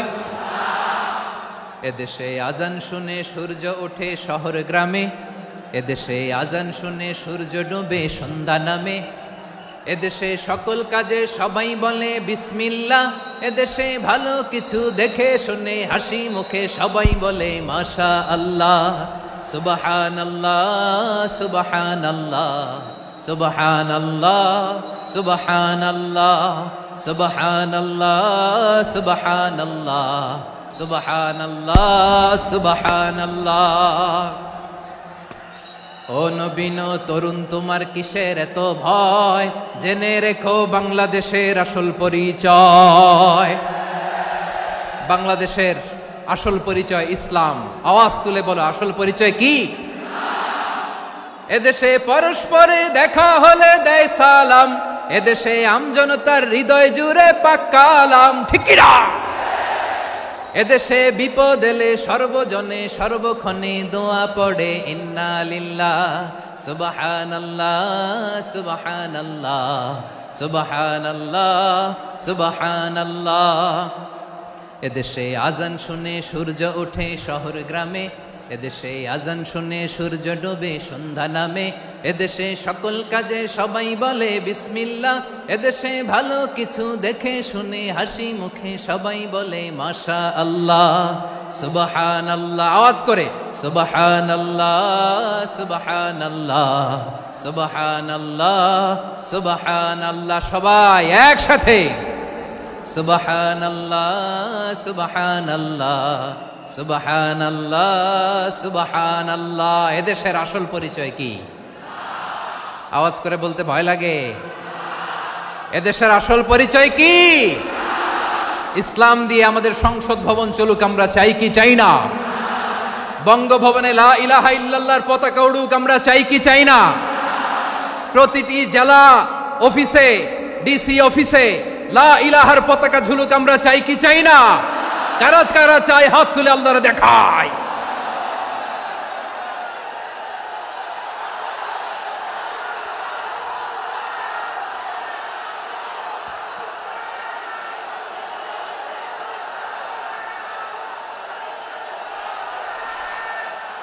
মাশাআল্লাহ, মাশাআল্লাহ।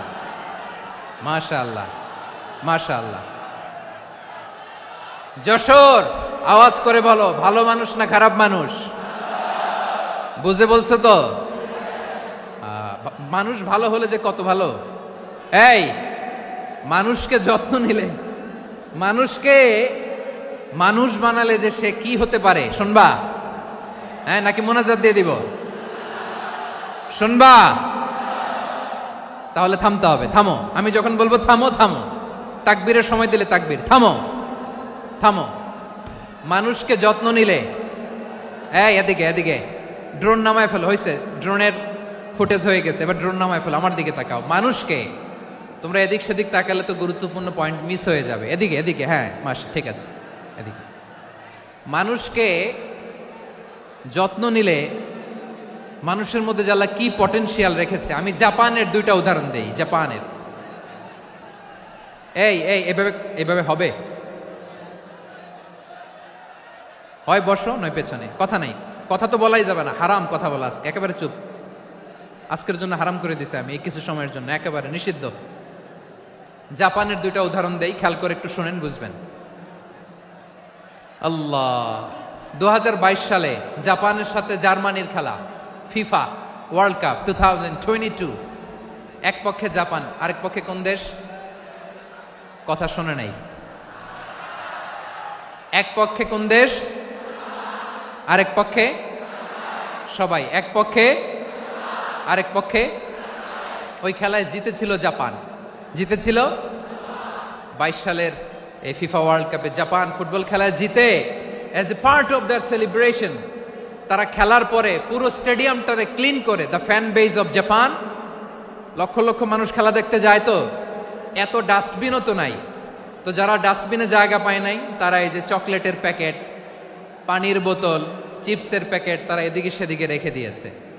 জাপানের ভক্তরা, জাপানের ফলোয়াররা, as a part of their celebration, তারা খেলার পরে পুরো স্টেডিয়ামের সব ময়লা আবর্জনা ক্লিন করে তারপরে বিদায় নিয়েছে। তাদেরকে কি ক্লিন করার দায়িত্ব দেয়া হয়েছিল? এই যশোর, জাপানের যে ছেলেরা খেলা দেখতে গেছিল ওদেরকে কি ক্লিন করার দায়িত্ব দিছিল? তারা কি স্টেডিয়ামের পরিচ্ছন্নতা কর্মী? তাদের আকল, তাদের সিক্স সেন্স তাদেরকে বলেছে। ছোটবেলা থেকে জাপান গভর্নমেন্ট ওদেরকে এত পরিচ্ছন্নতা শেখায়, ক্লিনলিনেস অ্যাওয়ারনেস ক্যাম্পেইন করায়।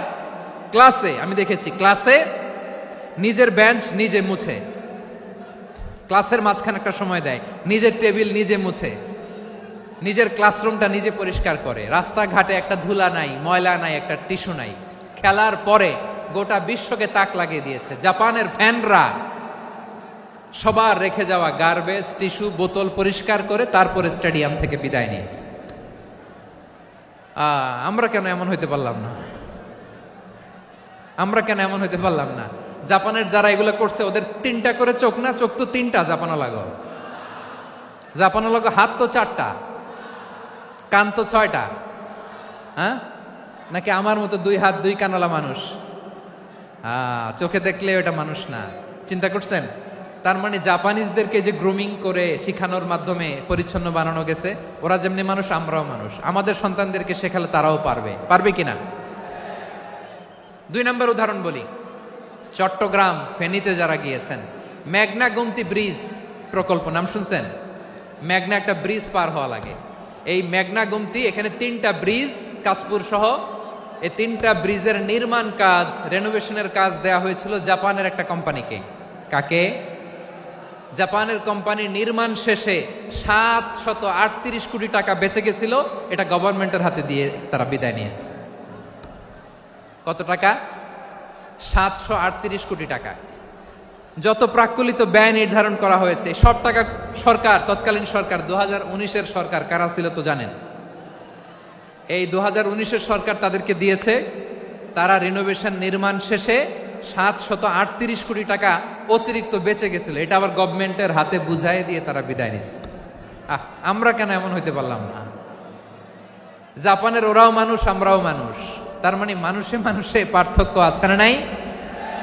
আচ্ছা, জাপানের 2টা উদাহরণ দিলাম, এবার আমার দেশের 2টা উদাহরণ দিব না? বাংলাদেশের 2টা উদাহরণ দিই। 1 নম্বর উদাহরণ, গত সপ্তাহে আপনারা জানেন কক্সবাজার আমার একটা প্রোগ্রাম ছিল, তো হেলিকপ্টারে গিয়েছিলাম। ফেনী জেলা যখন পার হচ্ছি আমি দেখলাম 3টা উইন্ডমিল চিনেন তো, বিশাল পিলার, 3টা-4টা পাখা থাকে, বায়ু বিদ্যুৎ কেন্দ্র, বাংলাদেশের প্রথম বায়ু বিদ্যুৎ কেন্দ্র এটা, মুহুরী প্রজেক্ট বলে এটার, সম্ভবত মুহুরী প্রজেক্ট। তো সাগরের বাতাসের ঝাপটায় এটা ঘুরে এনার্জি হয়, ইলেকট্রিসিটি উৎপাদন হয়। তো আমি পাইলটকে বললাম, ভাই এগুলো থেকে কেমন ইলেকট্রিসিটি উৎপাদন হয়? কয় হুজুর একটুও হয় না, কিছুই হয় না। কিছুই হয় না মানে? বলে হুজুর বাংলাদেশে যত উইন্ডমিল আছে এটার পাখা একটাও ঘুরে না। আল্লাহ, বলেন কি? তাহলে এই যে কোটি কোটি টাকা ব্যয় করে যে উইন্ডমিল, কয় হুজুর ভিতরে ফিটফাট, উপরে ফিটফাট, ভিতরে সদরঘাট। তার মানে কোটি কোটি টাকা দিয়ে এই উইন্ডমিল বানায়, এখানে কিছু নাই। দুর্নীতির আড্ডাখানা, আখড়াখানা বাংলাদেশ, ঠিক কিনা বলেন? হায় রে, জাপানিজরাও মানুষ, আমরাও মানুষ। আমার এক নিকটাত্মীয় সরকারি চাকরিজীবী, উনি আমাকে বললেন, বাংলাদেশের আরেকটা উদাহরণ দেই। উনি আমাকে বললেন যে প্রতি বছর আমাদের অফিসের ফার্নিচার চেঞ্জ করে। আমি বললাম প্রতি বছর ফার্নিচার চেঞ্জ করে কেন? বলে যে ফার্নিচার নতুন পারচেজ করলেই তো ওইখানে টাকা, নতুন কিনতে পারলেই টাকা, নতুন উন্নয়নের সবক শোনাতে পারলেই টাকা। প্রথম আলোর রিপোর্ট, কি আলো? প্রথম আলোর রিপোর্ট, গত 15 বছরে উন্নয়নের নামে লুটপাট হয়েছে প্রায় 3.25 লাখ কোটি টাকা। কার রিপোর্ট? আমাদের বানানো কথা। প্রথম আলোর রিপোর্ট। গত 15 বছরে কারা ছিল জানেন তো? হ্যাঁ, শুধু ওনাদেরকেই দোষ দিয়ে লাভ নাই। স্বাধীনতার পর থেকে শুধু শাসকের হাত বদল হয়েছে, আমরা কিছু পাই নাই, ঠিক কিনা বলেন? শুধু ওনাদের দোষ দিয়ে কি লাভ? একদল খাইছে, আরেক দল খাওয়ার জন্য রেডি হয়ে আছে। আমরা এরকম চাই না, জনগণকে ফুটপাতে বসাই দিচ্ছে। প্রিয় ভাইয়েরা, তাহলে জাপানের মানুষও মানুষ, আমরাও মানুষ। সিদ্ধান্ত আপনার, কোন মানুষ হবেন, ভালো মানুষ না খারাপ মানুষ? আজকের আলোচনার বিষয় হচ্ছে মানব সম্পদের উন্নয়ন, human resource development. It's a process to increase the capacity of knowledge, skill, capacity of the people of a country. একটা দেশের মানুষের জ্ঞান, তাদের দক্ষতা কি করে বাড়ানো যায়, বাড়িয়ে দেশের উন্নয়ন করানো যায়, এটাই হচ্ছে মানব সম্পদ উন্নয়নের মূল কথা। তাহলে মানব সম্পদ হচ্ছে একটা দেশের সবচাইতে শক্তিশালী পুঁজি। প্রাকৃতিক সম্পদ, খনিজ সম্পদের চেয়েও দামি হচ্ছে মানব সম্পদ। আমার প্রিয় যশোর, প্রাকৃতিক সম্পদ, খনিজ সম্পদের চেয়ে দামি সম্পদ কি সম্পদ? আল্লাহ তাআলা দয়া করে আমাদেরকে এই মানব সম্পদ দিয়েছেন। আসুন আমাদের এই মানুষগুলোকে আমরা সোনার মানুষ বানাই। রাজি আছেন তো সবাই? রাজি আছেন? মানুষ পারে না এমন কোনো কিছু নাই, চাইলে সব পারে। এজন্য মানুষকে তারবিয়া দিতে হবে, যথাযথভাবে তাদেরকে গড়তে হবে। আসুন আমরা সিরাতের আয়নায় বিশ্বনবীর জীবনী থেকে দেখি তিনি কিভাবে হিউম্যান রিসোর্সকে ম্যানেজ করতেন। যদি আপনাদের সময় হয়, দু একটা উদাহরণ দিয়ে আজকে আমি আমার আলোচনার বিদায় নিব। হবে সময় হবে কয়েক মিনিট? হ্যাঁ, শান্ত থাকবেন তো? শান্ত থাকবা? হ্যাঁ, ঠিক আছে। এই ধাক্কার মধ্যে ঢুকছে, এবার মজা বুঝতেছো তো? হ্যাঁ, মানা করছিলাম না? ঠিক আছে, টের পাও। হ্যাঁ, ঠিক আছে। যে আওয়াজ করবে আমি ওকে দেখতেছি, কে কে আওয়াজ করে দেখতেছি।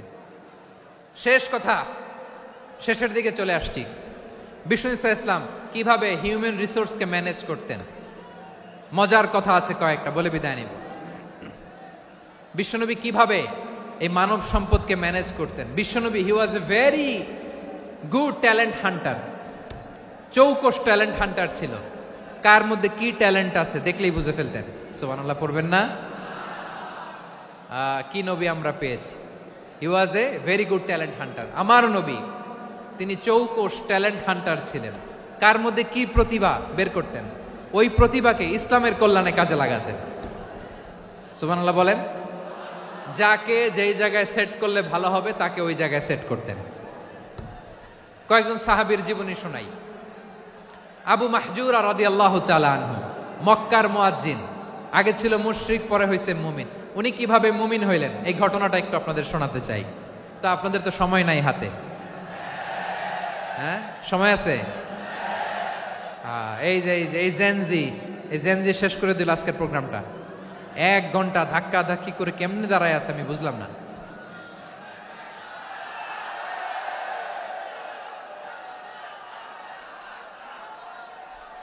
না না, তাকবির না, চুপ করতে হবে।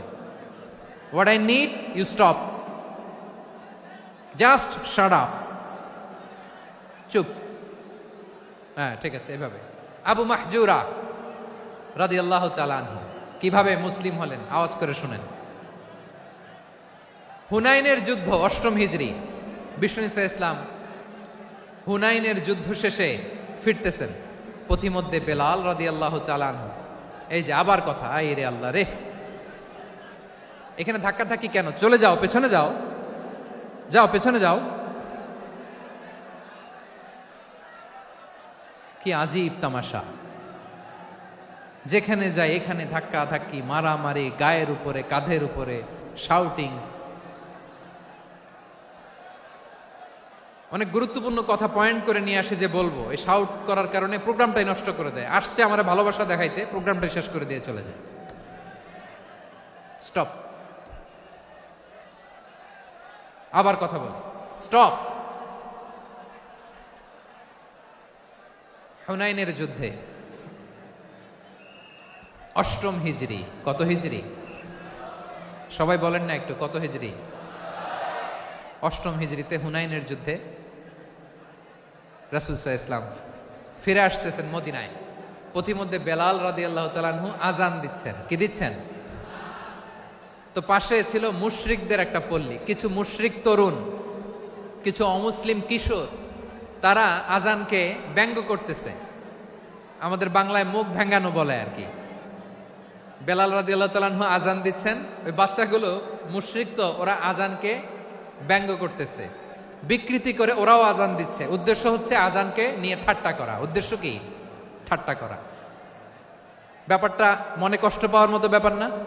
কিন্তু বিশ্বনবী ওইখানে দেখেন কি খুঁজলেন। বিশ্বনবী খেয়াল করলেন অমুসলিম কিশোরদের মধ্য থেকে একটা কিশোরের গলাটা বড় দরাজ গলা, কণ্ঠটা বড় সুন্দর। খেয়াল করে দেখলেন যে কিছু কিশোর বেলালের আজানকে ব্যঙ্গ করে, বিকৃতি করে, কিন্তু একজনের কণ্ঠ দেখতে পাচ্ছেন না এত দূরে, কিন্তু কণ্ঠটা বড় সুন্দর, দরাজ গলা। বিশ্বনবী সাহাবীদেরকে বললেন, ধরো এগুলারে, ধরো। সবগুলারে ধরে বিশ্বনবী সামনে আনা হলো। ওরা হাঁটু গেড়ে বসলো। বিশ্বনবী বললেন, তোমাদের মধ্যে কে যেন ব্যঙ্গ করে আজান দিচ্ছিল, তার গলাটা বড় উঁচু, গলার বেসটা বড় মজবুত, মেলোডিয়াস, সুমধুর কণ্ঠ। কে? আবু মাহজুরা বলে, আমার বন্ধুরা সবাই আমার দিকে আঙ্গুল দেখায়, আমি পড়ে গেছি বিপদে। রাসূল সাল্লাল্লাহু আলাইহি ওয়াসাল্লাম বাকি অমুসলিম তরুণদেরকে ছেড়ে দিলেন, বললেন তোমরা যাও। এবার আবু মাহজুরারে পাইছে। আবু মাহজুরার চুলের মধ্যে হাত দিলেন বিশ্বনবী, মাথায় হাত দিয়ে বললেন, এবার আজান দাও দেখি। আবু মাহজুরা বলে, আমি তো আজান দিতে জানি না, কারণ আমি তো বেলালেরটা শুইনা দিছি, আমার তো মুখস্থ নাই, আমি তো আজান দিতে জানি না। বিশ্বনবী বললেন, জানো না? তাহলে আসো আমি তোমারে শিখাই দেই। সুবহানাল্লাহ পড়েন। আবু মাহজুরা হাঁটু গেড়ে বসে, বিশ্বনবীর মোবারক হাত আবু মাহজুরার চুলের মধ্যে। বিশ্বনবী আজানের মুআল্লিম আবু মাহজুরাকে বলতেছে, ঠিক আছে তোমারে শিখাই দিচ্ছি, আমি যা যা বলবো আমার সাথে সাথে বলো, পারবা? আবু মাহজুরা বলে, পারবো। বিশ্বনবী আজান দিচ্ছেন মাথায় হাত দিয়ে, আল্লাহু আকবার, আল্লাহু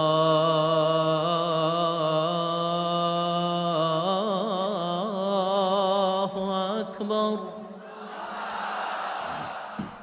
আবু মাহজুরা এই বাক্যটা পড়লেন। বিশ্বনবী দ্বিতীয় বাক্য পড়তে আরম্ভ করলেন, আল্লাহু আকবার,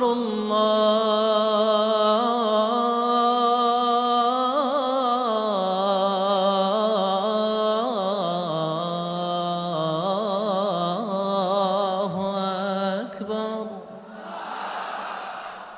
আবু মাহজুরা এই বাক্যটাও বললেন। বিশ্বনবী আবু মাহজুরার মাথার মধ্যে হাত দিয়ে তৃতীয় বাক্য পড়লেন, আশহাদু আল্লা ইলাহা ইল্লাল্লাহ।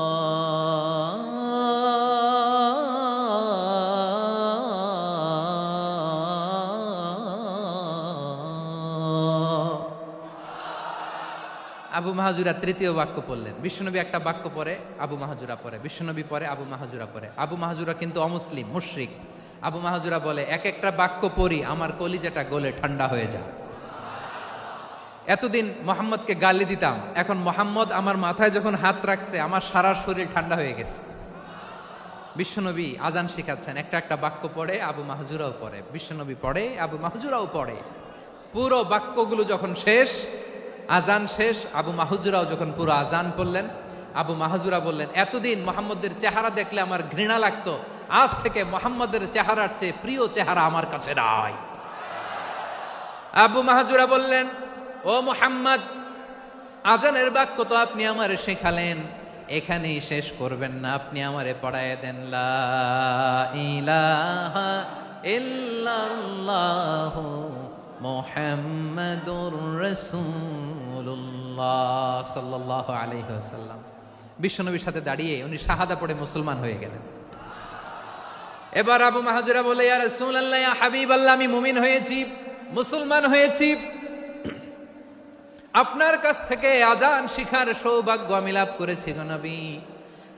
আমার কণ্ঠের বড় তারিফ করেছেন, আপনি আমার আজানকে আপনি পছন্দ করেছেন। একটা জিনিস আপনার কাছে চাই, আপনি আমাকে মক্কার মসজিদুল হারামের মুয়াজ্জিন হিসেবে অ্যাপয়েন্ট করে দেন। বিষ্ণু ইসা ইসলাম বললেন, যাও আবু মাহজুরা, আমি তোমাকে পৃথিবীর শ্রেষ্ঠতম মসজিদ মক্কার মসজিদুল হারামের মুয়াজ্জিন হিসেবে অ্যাপয়েন্ট করে দিলাম। দেখছেন কিভাবে ট্যালেন্ট হান্টিং করতে হয়, কিভাবে হিউম্যান রিসোর্স মানব সম্পদকে ব্যবহার করতে হয়। আসছিল আজানকে ভেঙ্গাইতে, আসছিল কেন? আজানকে ব্যঙ্গ করার জন্য, বিকৃত করার জন্য। আজানকে বিকৃত করতে যে ইসলামের সবচেয়ে শ্রেষ্ঠ মসজিদের মুয়াজ্জিন হয়ে গেল। পড়েন সুবহানাল্লাহ। হযরত আবু মাহজুরা রাদিয়াল্লাহু তাআলা আনহু ওনার এই সুললিত কণ্ঠ ব্যবহার করে মসজিদুল হারামে এত সুন্দর করে আল্লাহু আকবার বলে আজান দিতেন, মানুষগুলোর, মুসল্লিগুলোর, মক্কাবাসীর হৃদয়কে তিনি বিগলিত করে দিতেন, মানুষের হৃদয়কে ঠান্ডা হয়ে যেত। শুধু এখানেই শেষ না আমার যশোরের ভাইয়েরা, বিশ্বনবী যখন সাইয়েদনা আবু মাহজুরা রাদিয়াল্লাহু তাআলা আনহুকে আজান শিখাচ্ছিলেন, বলেন তো বিশ্বনবীর হাতটা কোথায় ছিল? আবু মাহজুরার মাথার সামনে, এই চুলের উপরে ছিল।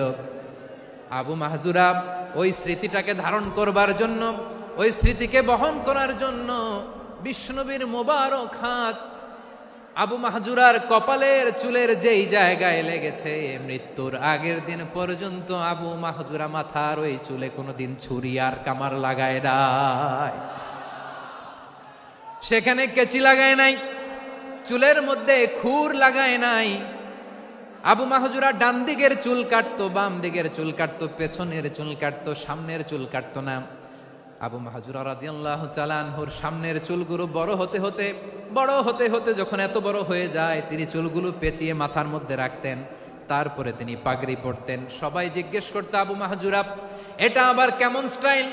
দেখতে তোমারে কি বিদঘুটে লাগে? কেমন অড লাগে, কেমন খারাপ দেখা যায়। মক্কায় এমন কোন মানুষ তো দেখি নাই, ডানে চুল কাটে, বায়ে চুল কাটে, পেছনে চুল কাটে, সামনে কাটে না। ওরে আবু মাহজুরা, কেমন দেখা যায় তোমারে? তুমি সামনের চুল কাটো না কেন? আবু মাহজুরা বলে, আমি হাঁটু গেড়ে পেয়ারা নবীর সামনে বসেছিলাম, আমার এই মাথার চুলের মধ্যে মুবারক হাত লাগিয়ে বিশ্বনবী নিজে আমাকে আজানের প্রতিটা বাক্য শিক্ষা দিয়েছেন। বিশ্বনবীর মোবারক হাত, পবিত্র হাত আমার মাথার চুলের যেই জায়গায় লেগেছে, আমি চাই ওই চুলগুলা নিয়ে আমি আমার কবরের ভিতরে যাব। সাইয়েদনা আবু মাহজুরা রাদিয়াল্লাহু তাআলা আনহু ইন্তেকালের আগের পর্যন্ত মাথার সামনের চুলগুলা কাটে নাই। মাথার সামনের চুল তিনি কাটেন নাই। সুবহানাল্লাহ বিহামদি। কেমন ভালোবাসতেন বিশ্বনবী সাহাবীদেরকে, সাহাবারা কেমন ভালোবাসতেন বিশ্বনবীকে। সামনের চুলগুলো বড় হতে হতে এত বড় ছিল, পেঁচিয়ে রেখে পাগড়ি পরতেন, কাটতেন না। নবীর হাত লেগেছিল। সুবহানাল্লাহ পড়েন। তাহলে what is the lesson? Moral of the story কি? মোরাল অফ দ্য স্টোরি হচ্ছে, আসছিল আজানকে ব্যঙ্গ করার জন্য, বিকৃত করার জন্য, হয়ে গেল মসজিদুল হারামের মুয়াজ্জিন। দেখেন বিশ্বনবী একটা খারাপ সিচুয়েশনের মধ্যে থেকে কি ভালো জিনিস বের করে আনলেন। আমি যে শুরুতে বলেছি কিভাবে তিনি হিউম্যান রিসোর্সকে ডেভেলপ করেছেন, ম্যানেজ করেছেন। তিনি যে চৌকুশ ট্যালেন্ট হান্টার ছিল, দেখেন সবার মধ্যে থেকে এর বাছাই করে মুয়াজ্জিন বানাই দিয়েছেন। সুবহানাল্লাহ পড়েন। তার মানে এই না সবাইরে ধরে ধরে উনি মুয়াজ্জিন বানাইছেন। যার যেই ট্যালেন্ট আছে তাকে ওই কাজে অ্যাসাইন করেছেন। যার যেই প্রতিভা আছে তার প্রতিভাকে ইসলামের কাজে লাগিয়েছেন। সুবহানাল্লাহ পড়েন। যায়েদ বিন সাবিত রাদিয়াল্লাহু তাআলা আনহু নাম শুনেছেন? যশোর কথা বেরোয় না। যদি জিজ্ঞাসা সালমান খানের নাম শুনছেন, সবাই হাত তুলবে, জি হুজুর শুনছি, মানে সব দেখা শেষ। সালমান খান, আমির খান, অমুক খান, সব খান মুখস্থ, কিন্তু যায়েদ বিন সাবিতের নাম মুখস্থ নাই মুসলমানদের। যেই সাহাবী মাথার সামনের চুল কাটে নাই, মসজিদুল হারামের মুয়াজ্জিন বানাইছেন বিশ্বনবী, সাহাবীর নাম কি? খায়া ফেলাইস, স্লোগানের সাথে খায়া ফেলাইস। আবু মাহজুরা, কি নাম? আবু মাহজুরা আল জুমাহি রাদিয়াল্লাহু তাআলা আনহু। এই নামটা আজকে নিয়ে যাইতে হবে যশোর। আবু মাহজুরা রাদিয়াল্লাহু তাআলা আনহু। 2 নম্বরে বলছিলাম যায়েদ বিন সাবিত রাদিয়াল্লাহু তাআলা আনহু। বিশ্বনবী দেখলেন মদিনার এই আনসারী সাহাবী হাইলি ট্যালেন্টেড, ইন্টেলেকচুয়াল, মেরিটোরিয়াস, জ্ঞানের প্রতি তার আকর্ষণ, মারাত্মক আকর্ষণ। বিশ্বনবী তাকে দায়িত্ব দিলেন, কোরআন যা নাজিল হয় তুমি লিখো, কাতিবুল ওয়াহি বানায় দিলেন। সুবহানাল্লাহ।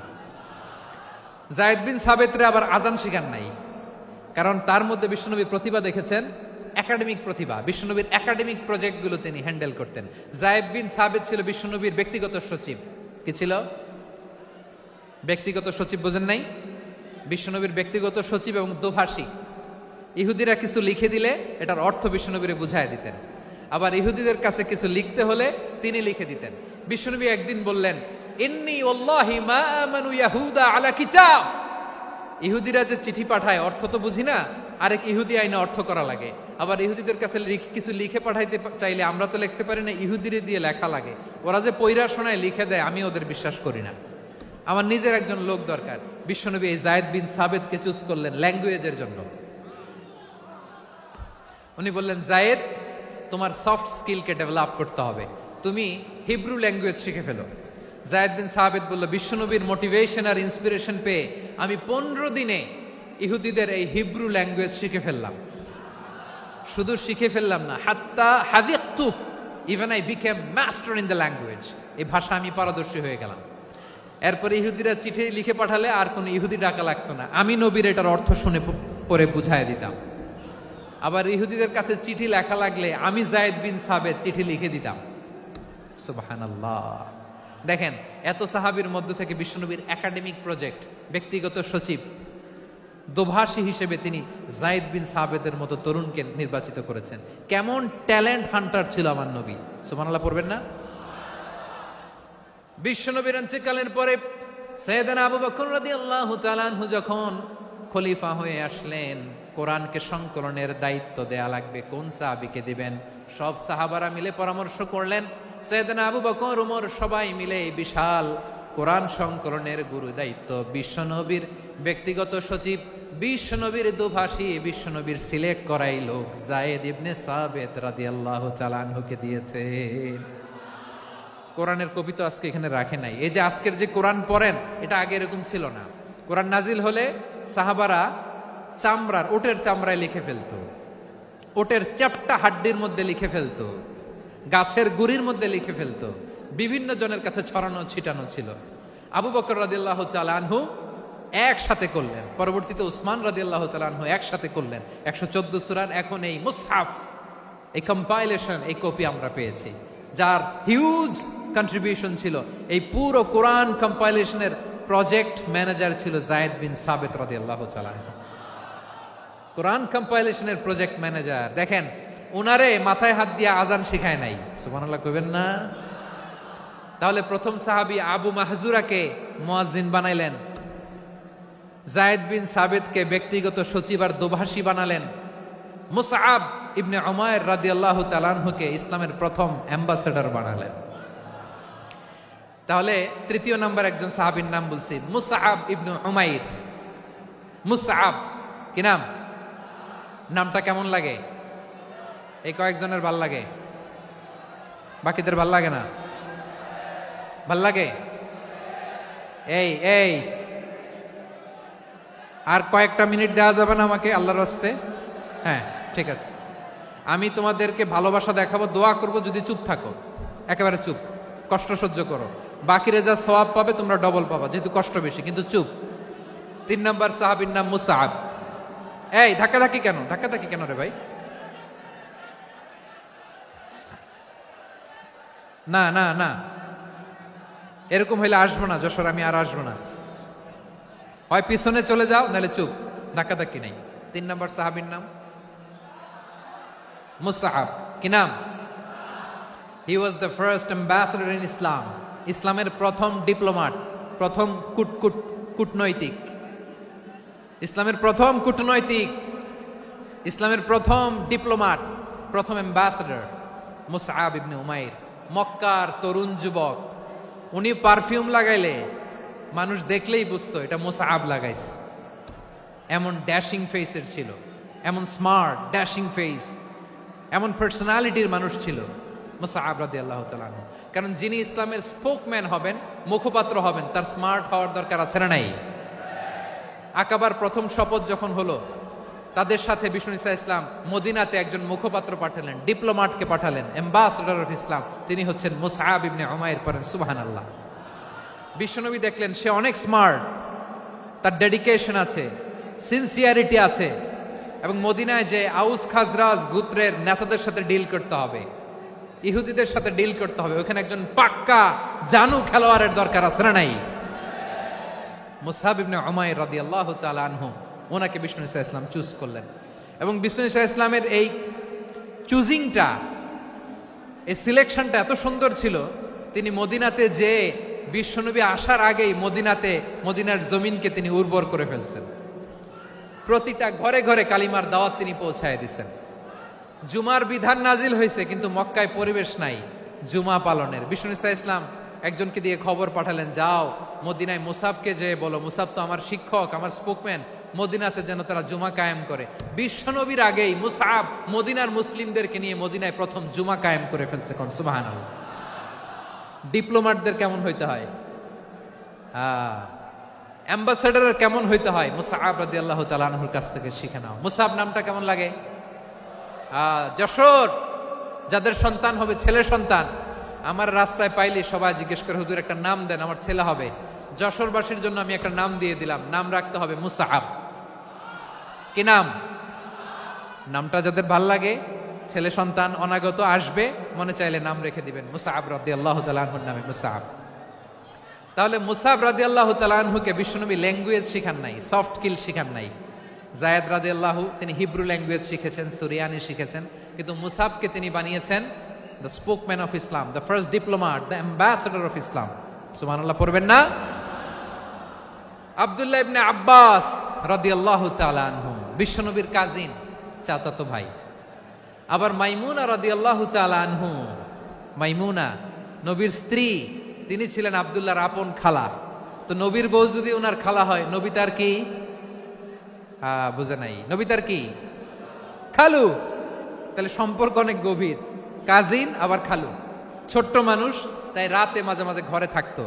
বিশ্বনবী দেখলেন আব্দুল্লাহ যেহেতু আমার ঘরে ঢুকতে পারে, আব্দুল্লাহরে এই উম্মতের বড় শিক্ষাবিদ বানাইতে হবে। কথা বোঝে নাই? আব্দুল্লাহকে কি বানাইতে হবে? শিক্ষাবিদ, এডুকেটর অফ দিস উম্মাহ, এই উম্মার শিক্ষাবিদ বানাইতে হবে। তাই আব্দুল্লাহ ইবনে আব্বাসকে বিশ্বনবী হাতে কলমে শিক্ষা দিয়েছেন। আহারে, আর এরপরে যে কি ভাষা আসবে তোমাদের জন্য আমার মুখ থেকে আমি নিজেও জানি না, আমি নিজেও জানি না। 1 ঘন্টা যাবত ধাক্কা ধাক্কি মারামারি। তো আসতে বলছে কে তোমাকে? পেছনে চলে যাও, জায়গা না পেলে। পুরো প্রোগ্রামটাই নষ্ট করে দিল।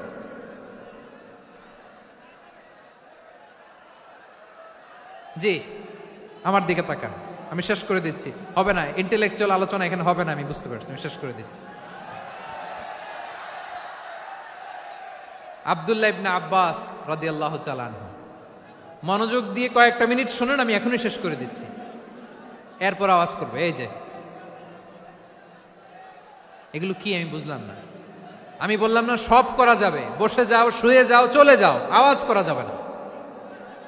অন্যকে বসো এটাও বলার দরকার নেই, জাস্ট এদিকে তাকাও। আল্লাহ। আব্দুল্লাহ ইবনে আব্বাস রাদিয়াল্লাহু তাআলা আনহু, ওনাকে বিশ্বনবী হাতে কলমে শিক্ষা দিয়েছেন, যেহেতু উম্মতের শিক্ষাবিদ হবেন, এডুকেটর হবেন। তো বিশ্বনবী রাতে যখন তাহাজ্জুদ পড়তেন, ছোট্ট আব্দুল্লাহ ঘরে থাকতো, বুঝতে পেরেছেন? ছোট্ট মানুষ তো ঘরে থাকতো। তো বিশ্বনবী তাহাজ্জুদের জন্য একবার দাঁড়িয়েছেন, ছোট্ট আব্দুল্লাহ ওযু করে দাঁড়াইছে। আচ্ছা বলেন তো, ইমাম আর মুসল্লি মোট যদি দুইজন হয়, একজন ইমাম একজন মুসল্লি, তো মুসল্লি ইমামের কোন দিকে দাঁড়াবে? ডানে দাঁড়াবে। ছোট্ট আব্দুল্লাহ বুঝে নাই, বিশ্বনবী তাহাজ্জুদ শুরু করেছেন, উনি ইক্তেদা করছেন আর দাঁড়াইছেন বায়ে। কোথায় দাঁড়িয়েছেন? আব্দুল্লাহ বলেন, যখন আমি বায়ে দাঁড়ালাম, আখাযা রাসূলুল্লাহ সাল্লাল্লাহু আলাইহি ওয়াসাল্লাম উযুনি আল ইউমনা ইয়াফতিলুহা, বিশ্বনবী নামাজরত অবস্থায় আমার কান ধরে টেনে আমার ডান দিকে এনে দাঁড় করায় দিলেন। পড়েন সুবহানাল্লাহ। দেখেন হাতে কলমে শিক্ষা। আর জীবনে ভুল হবে? কথা কয় না, আর ভুল হবে? আর ভুল হবে না।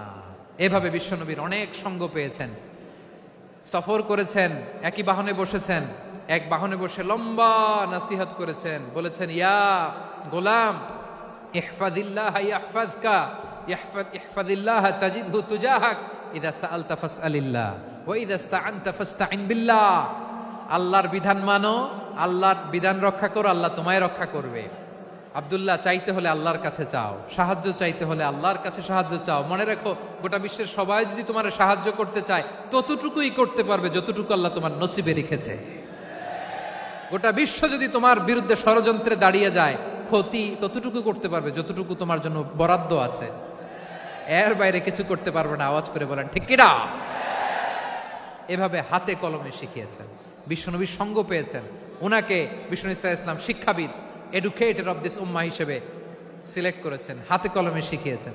বিশ্বনবী একবার প্রকৃতির ডাকে সাড়া দিয়ে এসেছেন। এখন কি করতে হবে? নামাজের জন্য অজু করতে হবে। বিশ্বনবী এসেই দেখেন অজুর বদনায় পানি ভরা, খুশি হয়ে গেলেন, বললেন, কে রেখেছে পানি? একজন বলল, আব্দুল্লাহ রেখেছে। বিশ্বনবী অত্যন্ত খুশি হলেন, খুশি হয়ে একটা দোয়া করলেন, বললেন, আল্লাহুম্মা ফাক্কিহু ফিদ্দীন ওয়া আল্লিমহু তা'ওয়ীল। আল্লাহ, তুমি আব্দুল্লাহকে দ্বীনের বুঝ দিও আর কোরআনের তাফসীর শিক্ষা দিও। বিশ্বনবীর এই দোয়া এমন লাগছে, উনি রাইসুল মুফাসসিরিন, এই পৃথিবীতে যত মুফাসসির ছিল, যত মুফাসসির আসবে, সকল মুফাসসিরের সম্রাট হিসেবে স্বীকৃত হয়েছেন আব্দুল্লাহ ইবনে আব্বাস। বিশ্বনবী ওনারে আজান শিখান নাই, বিশ্বনবী ওনারে ল্যাঙ্গুয়েজ শিখান নাই, বিশ্বনবী ওনারে অ্যাম্বাসাডর বানান নাই, হাতে কলমে শিক্ষা দিয়েছেন। ছোট্ট মানুষ, বিশ্বনবী ইন্তেকাল করলেন, আবু বকরের সময় গেল, ওমরে ফারুকের খেলাফত, তখনও তিনি তরুণ। ওমরে ফারুক রাদিয়াল্লাহু তাআলা আনহু ওনার ক্যাবিনেট মিনিস্ট্রির বৈঠকে এ আব্দুল্লাহ ইবনে আব্বাসকে পাশ দিয়ে বসায় রাখতেন। বয়স্ক সাহাবারা এটা পছন্দ করতো না, তারা বলতো, ঘটনা কি? আব্দুল্লাহর মতো ছেলে নাতি আমাদের আছে, এরা কেন রাখে ওমরে ফারুক? ওমরে ফারুক এটা টের পেলেন, তিনি বুঝতে পারলেন যে ক্যাবিনেট মেম্বাররা এটা পছন্দ করে না, ছোট্ট আব্দুল্লাহরা কেন রাখি, কেন যে রাখি, এটা একদিন বুঝাবো। একদিন মিটিং এ তিনি সবাইকে বললেন, ইদা জাআ নাসরুল্লাহি ওয়াল ফাতহ। এই আয়াত দ্বারা উদ্দেশ্য কি বলেন তো মুরব্বী সাহাবীরা? এক সাহাবী বলেন, এই সূরা দ্বারা উদ্দেশ্য, আল্লাহ বলেছেন আমাদেরকে বিভিন্ন ল্যান্ড, বিভিন্ন এলাকা বিজয় করতে হবে। ওমরে ফারুক বললেন, না, হয়নি। আরেকজন বললেন, বিজয় হওয়ার পর আমাদের বেশি বেশি আল্লাহর বরত্বের ঘোষণা দিতে হবে, এটা উদ্দেশ্য। ওমরে ফারুক বললেন, না, হয় নাই। যারে জিজ্ঞেস করেন কেউ পারে না। সব শেষে বিশ্বনবী ছোট্ট আব্দুল্লাহরে বলেন, আব্দুল্লাহ, ইদা জাআ নাসরুল্লাহি ওয়াল ফাতহ, এর দ্বারা উদ্দেশ্য কি বলো তো? ছোট্ট আব্দুল্লাহ বলেন, হুয়া আজালু রাসূলিল্লাহ। এই আয়াত দ্বারা বিশ্বনবীর বিদায়কে উদ্দেশ্য নেওয়া হয়েছে। ওমরে ফারুক বললেন, হাযা হুয়া, এটাই তো সঠিক উত্তর, এটাই সঠিক তাফসীর এই আয়াতের।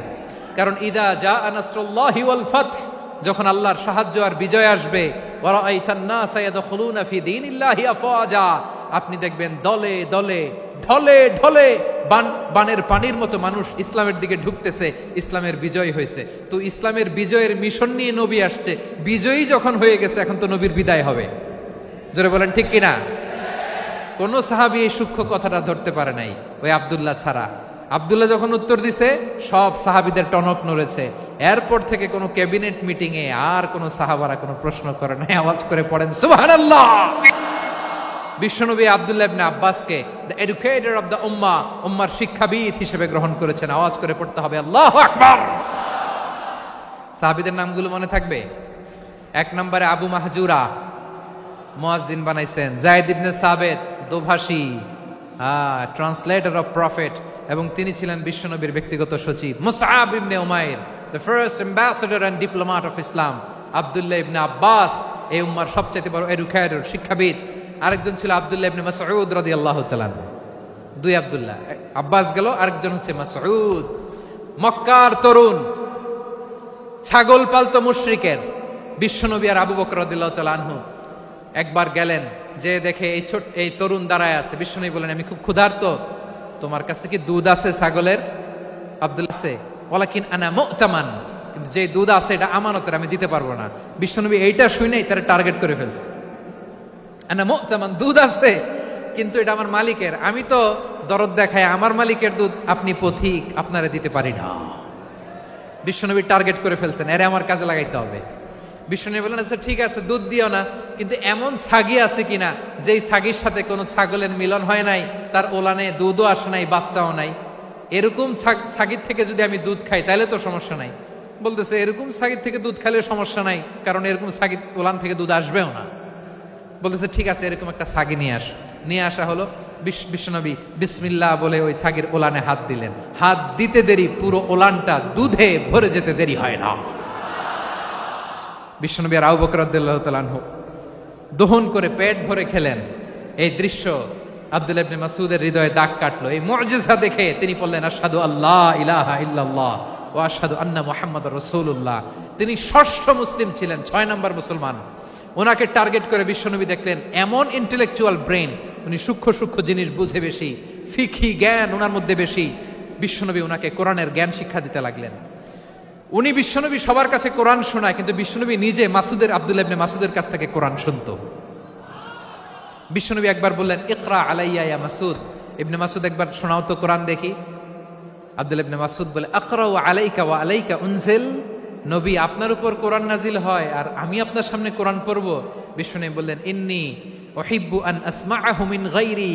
আমি নিজে পড়তে যেমনি ভালোবাসি, অন্যে পড়ুক আমি শুনবো, এটাও আমি ভালোবাসি। সূরা নিসা তিনি তেলাওয়াত করে শুনিয়েছেন। এমন সূক্ষ্ম সূক্ষ্ম বিষয় বিশ্বনবী উনাকে ধরিয়ে দিয়েছেন। উনি হয়ে গিয়েছেন, আব্দুল্লাহ ইবনে আব্বাস হয়েছেন রাইসুল মুফাসসিরিন, উনি হয়ে গিয়েছেন ফাকিহুল উম্মাহ। উনার চাইতে বড় ফকি এই পৃথিবী আর দেখবে না। চিল্লায় বলেন সুবহানাল্লাহ। উনি বলতেন, ওয়াল্লাহি ওয়াল্লাহি ইল্লাযী লা ইলাহা গায়রু মা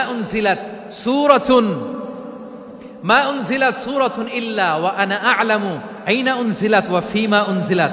বিশ্বনবী এমন ভাবে কোরআনের দার্স আমাকে দিয়েছেন, কোরআনে যত সূরা নাজিল হয়েছে, যেখানে নাজিল হোক না কেন আমি জানি এটা কোথায় নাজিল হয়েছে এবং কোন প্রেক্ষাপটে নাজিল হয়েছে।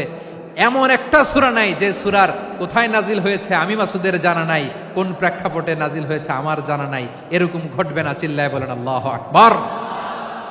এই আব্দুল্লাহ ইবনে মাসউদ রাদিয়াল্লাহু তাআলা আনহু ওমর ফারুকের সময় কুফার চিফ জাস্টিস ছিলেন। কুফা নগরীর চিফ জাস্টিস। চিফ জাস্টিস বুঝেন নাই? বিচারপতি। কি ছিলেন? সবাই বলে নাই, কি ছিলেন? বিচারপতি ছিলেন। এবং ওনার যে ফিকহি জ্ঞানের ধারা, এটাই আলকামা, ইব্রাহিম আন-নাখাই, হাম্মাদ ইবনে সুলাইমান হয়ে ইমাম আবু হানিফা পর্যন্ত পৌঁছেছে।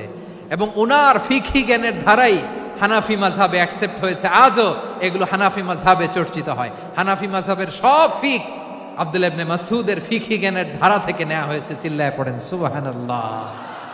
তাহলে উনাকে বিশ্বনবী বানিয়েছেন জুরিস্ট, আইনবিদ, ফকিহ। উনারে আজান শিখান নাই।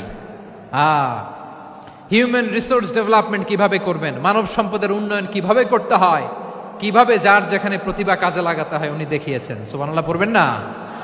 খালিদ বিন ওয়ালিদ নাম শুনছেন? কে কে শোনেন নাই হাত তোলেন। কি ছিলেন? বীর যোদ্ধা ছিলেন খালিদ বিন ওয়ালিদ। কিন্তু তিনি ইসলাম ধর্ম গ্রহণ করেছেন অনেক দেরিতে, 8ম হিজরিতে। তার মানে 8ম হিজরির আগে উনি মুশরিকদের পক্ষে লড়াই করেছেন। ওনার হাতে কত মুসলিম সাহাবী যে নিহত হয়েছে হিসাব নাই। বিশ্বনবী টার্গেট করে রাখছে, তুমি আমাদের মুসলিমদের এত ক্ষতি করলা, তুমি যখন মুসলমান হবা তোমার দিয়ে আমি এমন কাম করামু যে এটা আর কেউ করতে পারবে না। সুবহানাল্লাহ নাই? যশোর ক্লান্ত হয়ে গেছে।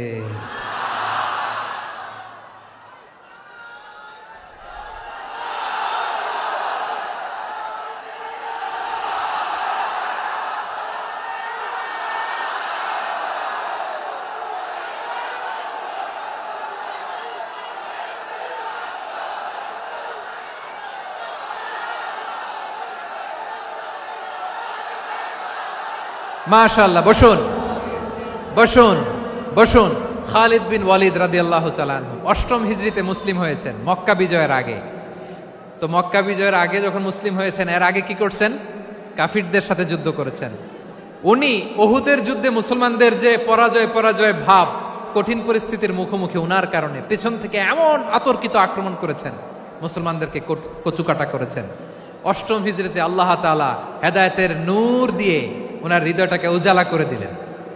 লা ইলাহা, এটা এমন বাণী যার হৃদয়ে একবার টাচ খাবে, এইটা থেকে সে আর পালিয়ে বেড়াতে পারে। ঝিনুকের ভেতর লুকিয়ে থাকে যেমন মতি, ঝিনুকের ভেতর লুকিয়ে থাকে যেমন মতি, কলমা শাহাদাতে আছে আল্লাহর জ্যোতি, কলমা শাহাদাতে আছে আল্লাহর জ্যোতি। ঠিক কিনা বলেন?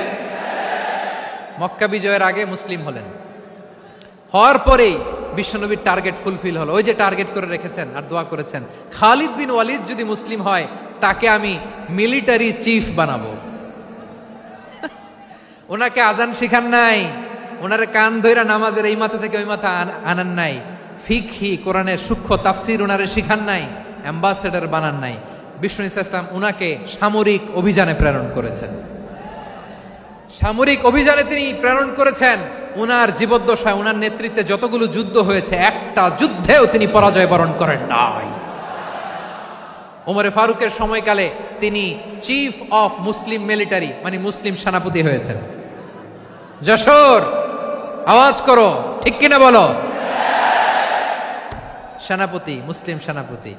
তাহলে কিভাবে হিউম্যান রিসোর্স ব্যবহার করতে হয় গোটা বিশ্ব আমার নবীর কাছ থেকে শিখে নাও।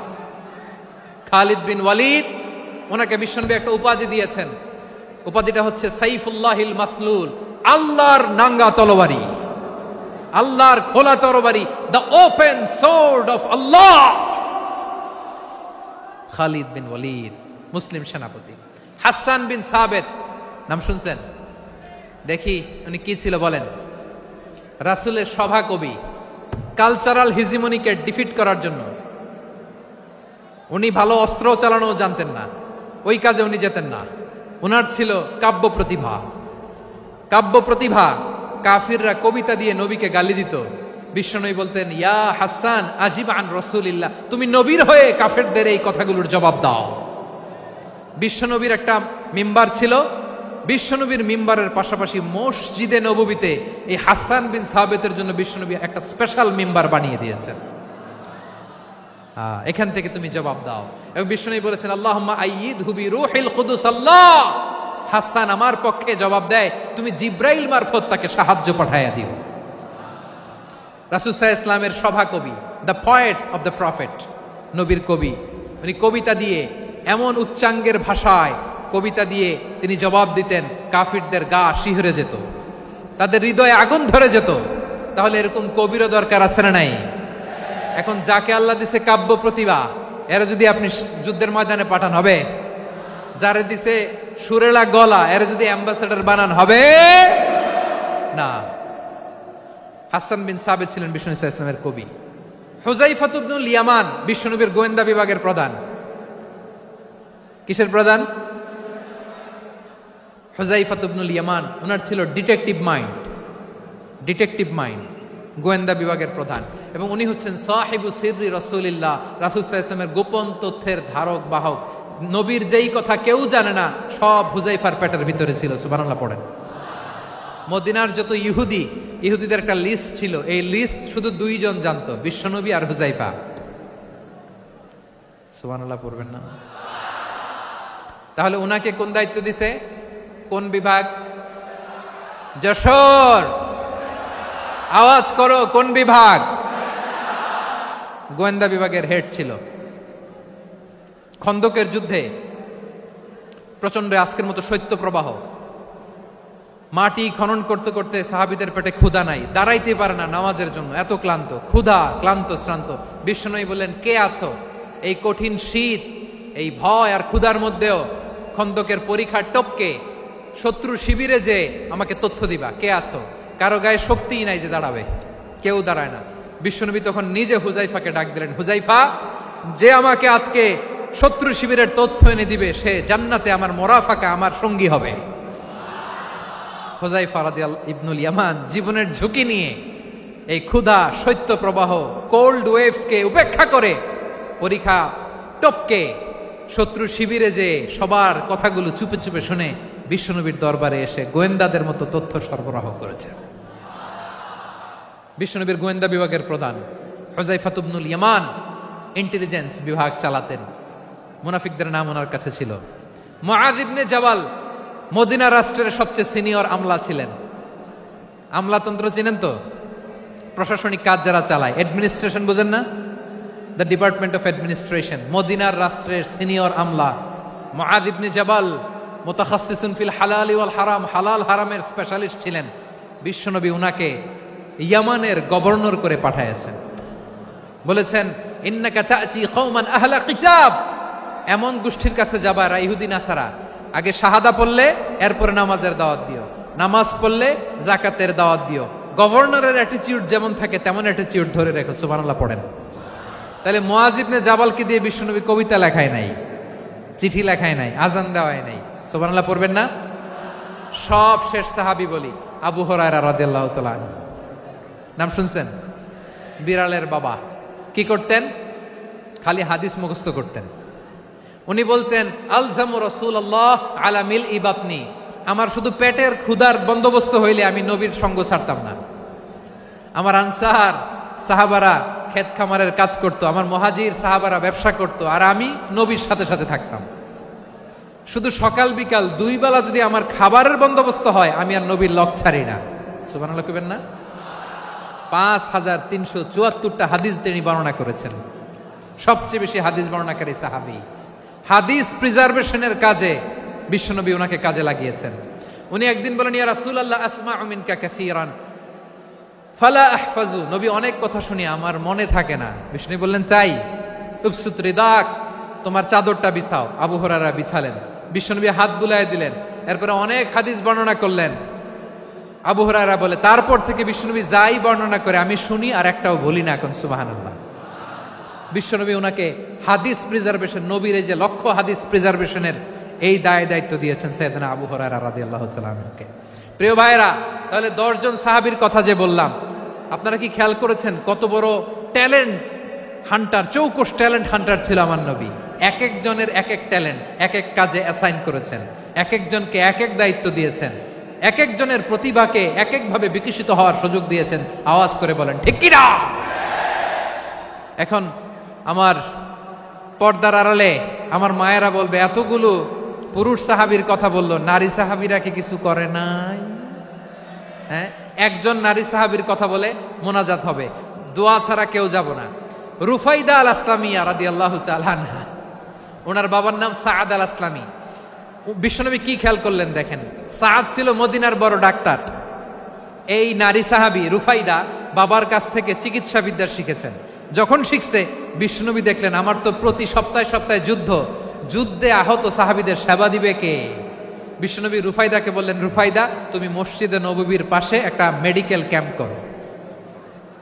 এই যে সাকিনা আদ্দিন মেডিকেলের আমার ছাত্রী বন্ধুরা শুনে রাখো, তোমাদের আইকন হচ্ছে এই রুফাইদা আল আসলামিয়া। বিশ্বনবীর ডিরেকশন অনুযায়ী তিনি মসজিদে নববীর পাশে একটা মেডিকেল ক্যাম্প করলেন এবং আহত সাহাবাদের চিকিৎসা উনি ওনার টিম নিয়ে দিতেন। বিশ্বনবীর পরামর্শে উনি আনসারি এবং মুহাজির মহিলা সাহাবীদেরকে নিয়ে একটা স্পেশাল মেডিকেল টিম গঠন করলেন। খায়বার যুদ্ধে 7ম হিজরিতে যখন বিশ্বনবী যায়, উনি ওনার টিম নিয়ে আসলেন, বললেন, ইয়া রাসূলুল্লাহ আমরা তো তলোয়ার চালাতে পারি না, আমরা তো তীর মারতে পারি না, আপনি যদি অনুমতি দেন খায়বার অভিযানে আমি আমার টিম নিয়ে মেডিকেল টিমের সেবাটা সার্ভিসটা দিতে চাই। পড়েন সুবহানাল্লাহ। বিশ্বনবী অনুমতি দিলেন, যোদ্ধা সাহাবীদের সাথে রুফাইদা আল আসলামিয়া উনিও মেডিকেল টিম নিয়ে অগ্রসর হলেন। খায়বারের প্রতিটা আহত ইনজুর্ড সাহাবী যারা ইনজুরির শিকার হয়েছেন সবাই রুফাইদা আল আসলামিয়ার এই মেডিকেল ক্যাম্প থেকে চিকিৎসা সহায়তা পেয়েছেন। সুবহানাল্লাহ পড়েন। দেখেন কিভাবে বিশ্বনবী ট্যালেন্ট বাছাই করতেন। আপনি অবাক হবেন, বাহরাইনের মেডিকেল ইউনিভার্সিটিতে রুফাইদা আল আসলামিয়া মেডিকেল প্রাইজ অ্যাওয়ার্ড প্রতি বছর দেয়া হয়। যদি 8 দিনের এই মেডিকেল, আমার বোনেরা যদি জেনে থাকো জানো, না হলে নতুন করে জানো, সার্চ দিও রুফাইদা আল আসলামিয়া মেডিকেল অ্যাওয়ার্ড বাহরাইনের ইউনিভার্সিটিতে দেয়া হয়। প্রিয় ভাইয়েরা, তাহলে আলোচনার সামারি আমরা করি। বিশ্বনবী যার যেখানে ট্যালেন্ট তাকে ওইখানে কাজে লাগাতেন। আওয়াজ করে বলেন ঠিক কিনা? এবার একটা ইন্টারভিউ হবে, আওয়াজ করে বলেন আবু মাহজুরাকে বিশ্বনবী কি বানাইছেন? হ্যাঁ, ভুলে গেছেন? সামনের চুলে হাত দিয়ে বিশ্বনবী কি সুন্দর গলায় আজান শিখালেন। মুয়াজ্জিন। যায়েদ বিন সাবিতকে একাডেমিক প্রজেক্টের দায়িত্ব দিয়েছেন, তিনি ছিলেন বিশ্বনবীর দোভাষী ব্যক্তিগত সচিব। Musab ibn Umair the first ambassador of Islam. Abdullah ibn Abbas উম্মার বড় শিক্ষাবিদ মুফাসসির। আব্দুল্লাহ ইবনে মাসউদ ছিলেন জুরিস্ট। কি ছিলেন? জুরিস্ট ছিলেন, এই উম্মার সবচেয়ে বড় জুরিস্ট। খালিদ বিন ওয়ালিদ সেনাপ্রধান। হাসান বিন সাবিত ছিলেন বিশ্বনবীর সভাকবি। কি ছিলেন? বিশ্বনবীর সভাকবি ছিলেন। এরপরে হুযায়ফা ইবনুল ইয়ামান কি ছিলেন? গোয়েন্দা বিভাগের প্রধান। মুআয ইবনে জাবাল কি ছিলেন? সিনিয়র আমলা, ইয়ামানের গভর্নর। আবু হুরায়রা রাদিয়াল্লাহু তাআলা আনহু হাদিস প্রিজার্ভেশনের কাজ করেছেন। আর আমাদের রুফাইদা আল আসলামিয়া রাদিয়াল্লাহু তাআলা আনহা কি ছিলেন? নার্স ছিলেন। নার্স হয়ে মেডিকেল সেবা দিয়েছেন। প্রিয় ভাইয়েরা, পুরো আলোচনার যদি সামারি করি তাহলে বিশ্বনবী যেভাবে হিউম্যান রিসোর্সকে ম্যানেজ করেছেন, যার যেখানে প্রতিভা কাজে লাগিয়েছেন, আমরাও যদি করি আমাদের বাংলাদেশের চিত্র আমরা পাল্টে যেতে পারবো। আমরা শুরুতে শুনেছি মানুষের আছে অসীম সম্ভাবনা, প্রতিটা মানুষ অনন্য, যত্ন নিলে, যথাযথ পরিচর্যা করলে মানুষ বিশ্ব জয় করতে পারে। ঠিক কিনা? আমাদের হাফেজে কোরআনের সামনে দাঁড়াতে পারে এমন কোন হাফেজে কোরআন আল্লাহর জমিনে জন্ম হয় নাই। গোটা বিশ্ব কাঁপিয়ে তারা সেরা। আমাদের ক্রিকেটাররা সেরা, আমাদের তৈরি পোশাক শিল্প সেরা। এরকম অনেক অনেক সেরা জিনিস আছে, আমরা এগুলোরে নার্চারিং করতে পারি নাই, পরিচর্যা করতে পারি নাই, সঠিক তারবিয়াতের অভাব। তাহলে মানুষের অসীম সম্ভাবনাকে কাজে লাগাতে হবে। ঠিক কিনা বলেন? ইউনুস গভর্নমেন্টকে আমি বলবো, অল্প সময়ের জন্য আপনারা এসেছেন, সংস্কারও করতে হবে, আবার নির্বাচনও করতে হবে। সব সংস্কার হতে করতে পারবেন না, যতটুকু পারবেন এর মধ্যে আমাদের যে হিউজ ম্যান পাওয়ার, আমাদের যে মানব সম্পদ, হিউম্যান রিসোর্স, এটাকে ডেভেলপ করে আপনাদের যেতে হবে। যেটা পারবেন না সেটাকে পরবর্তী নির্বাচিত গভর্নমেন্টের কাছে রেখে যেতে হবে, যে তারা যেন করে, তাদের কাছে আপনারা এটা রেখে যাবেন। তাহলে মানুষ চাইলে বিশ্ব জয় করতে পারে। আর মানুষকে হারাতে পারে কেউ? জোরে বলো যশোর, মানুষকে হারাতে পারে কেউ? আল্লাহ আমাদেরকে জনসংখ্যা দিয়েছেন। প্রিয় ভাইয়েরা, এই জনসংখ্যা অনেক বড় সম্পদ, এটা আমাদের জন্য অভিশাপ নয়, আশীর্বাদ। আমাদের জনসংখ্যাকে যদি আমরা জনশক্তিতে রূপান্তর করতে পারি, আজকে বাংলাদেশ যে অবস্থানে দাঁড়িয়ে আছে, বাংলাদেশ তার 20 গুণ উন্নতির শিখরে চলে যাবে। চিল্লায় বলো ঠিক কিনা? আমাদের শ্রমিক ভাইয়েরা বাইরে কাজ করে, আমাদের শ্রমজীবী ভাইয়েরা, প্রবাসীরা, তাদের ব্যাপারে গুরুত্ব দিতে হবে। আমাদের শ্রমের দাম সবচেয়ে কম, সবচেয়ে কম। তারা এম্বাসিতে গুরুত্ব পায় না, এয়ারপোর্টে গুরুত্ব পায় না। এই সরকার অবশ্য তাদেরকে অনেক গুরুত্ব দিচ্ছে। আমাদের অদক্ষ শ্রমিককে যখন আমরা দুবাই পাঠাই, অল্প বেতন পায়, কিন্তু ইন্ডিয়ানরা দক্ষ শ্রমিক পাঠাইলে তার 3 গুণ বেতন পায়। আমরা আমাদের শ্রমিকদেরকে অদক্ষ ভাবে আর পাঠাতে চাই না, দক্ষ শ্রমিক পাঠিয়ে আমরা রেমিটেন্সের বন্যা বইয়ে দেব। আমাদের শ্রমিকদের পাঠানো রেমিটেন্সের টাকায় সচল থাকে আমার দেশের অর্থনীতির চাকা। তাদেরকে সবচেয়ে গুরুত্ব দিতে হবে। আমরা পেয়েছি ফ্রিডম ফাইটার, মুক্তিযোদ্ধা, আর আমার প্রবাসী ভাইরা হচ্ছে রেমিটেন্স ফাইটার। জোরে বলো ঠিক কিনা? তাহলে আমাদের এই জনশক্তিকে জনসম্পদে ট্রান্সফর্ম করতে হবে, ঠিক কিনা বলেন? সরকার জনগণকে এভাবে পলিশ করতে হবে। মা বাবারা ছেলে মেয়েদের মধ্যে কার কোন যোগ্যতা তাকে ওইভাবে কাজে লাগাতে হবে। সবার A+ পাওয়ার কোনো দরকার নাই।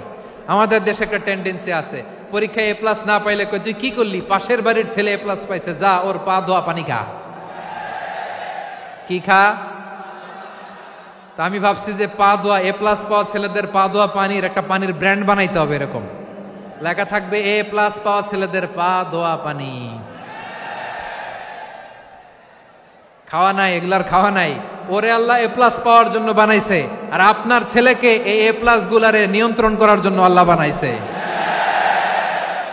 ওকে দিয়ে আল্লাহ কি করবে আপনি জানেনই না। একটা A+, একটা A গ্রেড একটা মানুষের জীবনকে ঠিক করে দিতে পারে না। আপনার ছেলেকে আল্লাহ অন্যদিকে যোগ্যতা দিয়েছে। ওদের মনোবল ভাঙবেন না, খবরদার খবরদার। ছেলে মেয়েদের মনোবল ভাঙবেন না। যাকে দিয়ে যেটা হবে তাকে দিয়ে সেটা করতে হবে, তার প্রতিভাকে সেভাবে কাজে লাগাতে হবে। তাহলে বাংলাদেশ, আমাদের এই জনসংখ্যা জনসম্পদে রূপান্তরিত হবে। আমাদের সরকারের তত্ত্বাবধানে আমাদের 18 কোটি জনগণ দক্ষ জনশক্তিতে রূপান্তরিত হোক। আমরা চাই কি চাই না? আমরা ভালো মানুষ, শ্রেষ্ঠ মানুষ হতে চাই কি চাই না? ওই জাপানিজদের মতো সৎ, ওই ইউরোপিয়ানদের মতো কালচার্ড। আমাদেরকে আল্লাহ তাআলা কোরআন সুন্নাহ অনেক কিছু দিয়েছেন।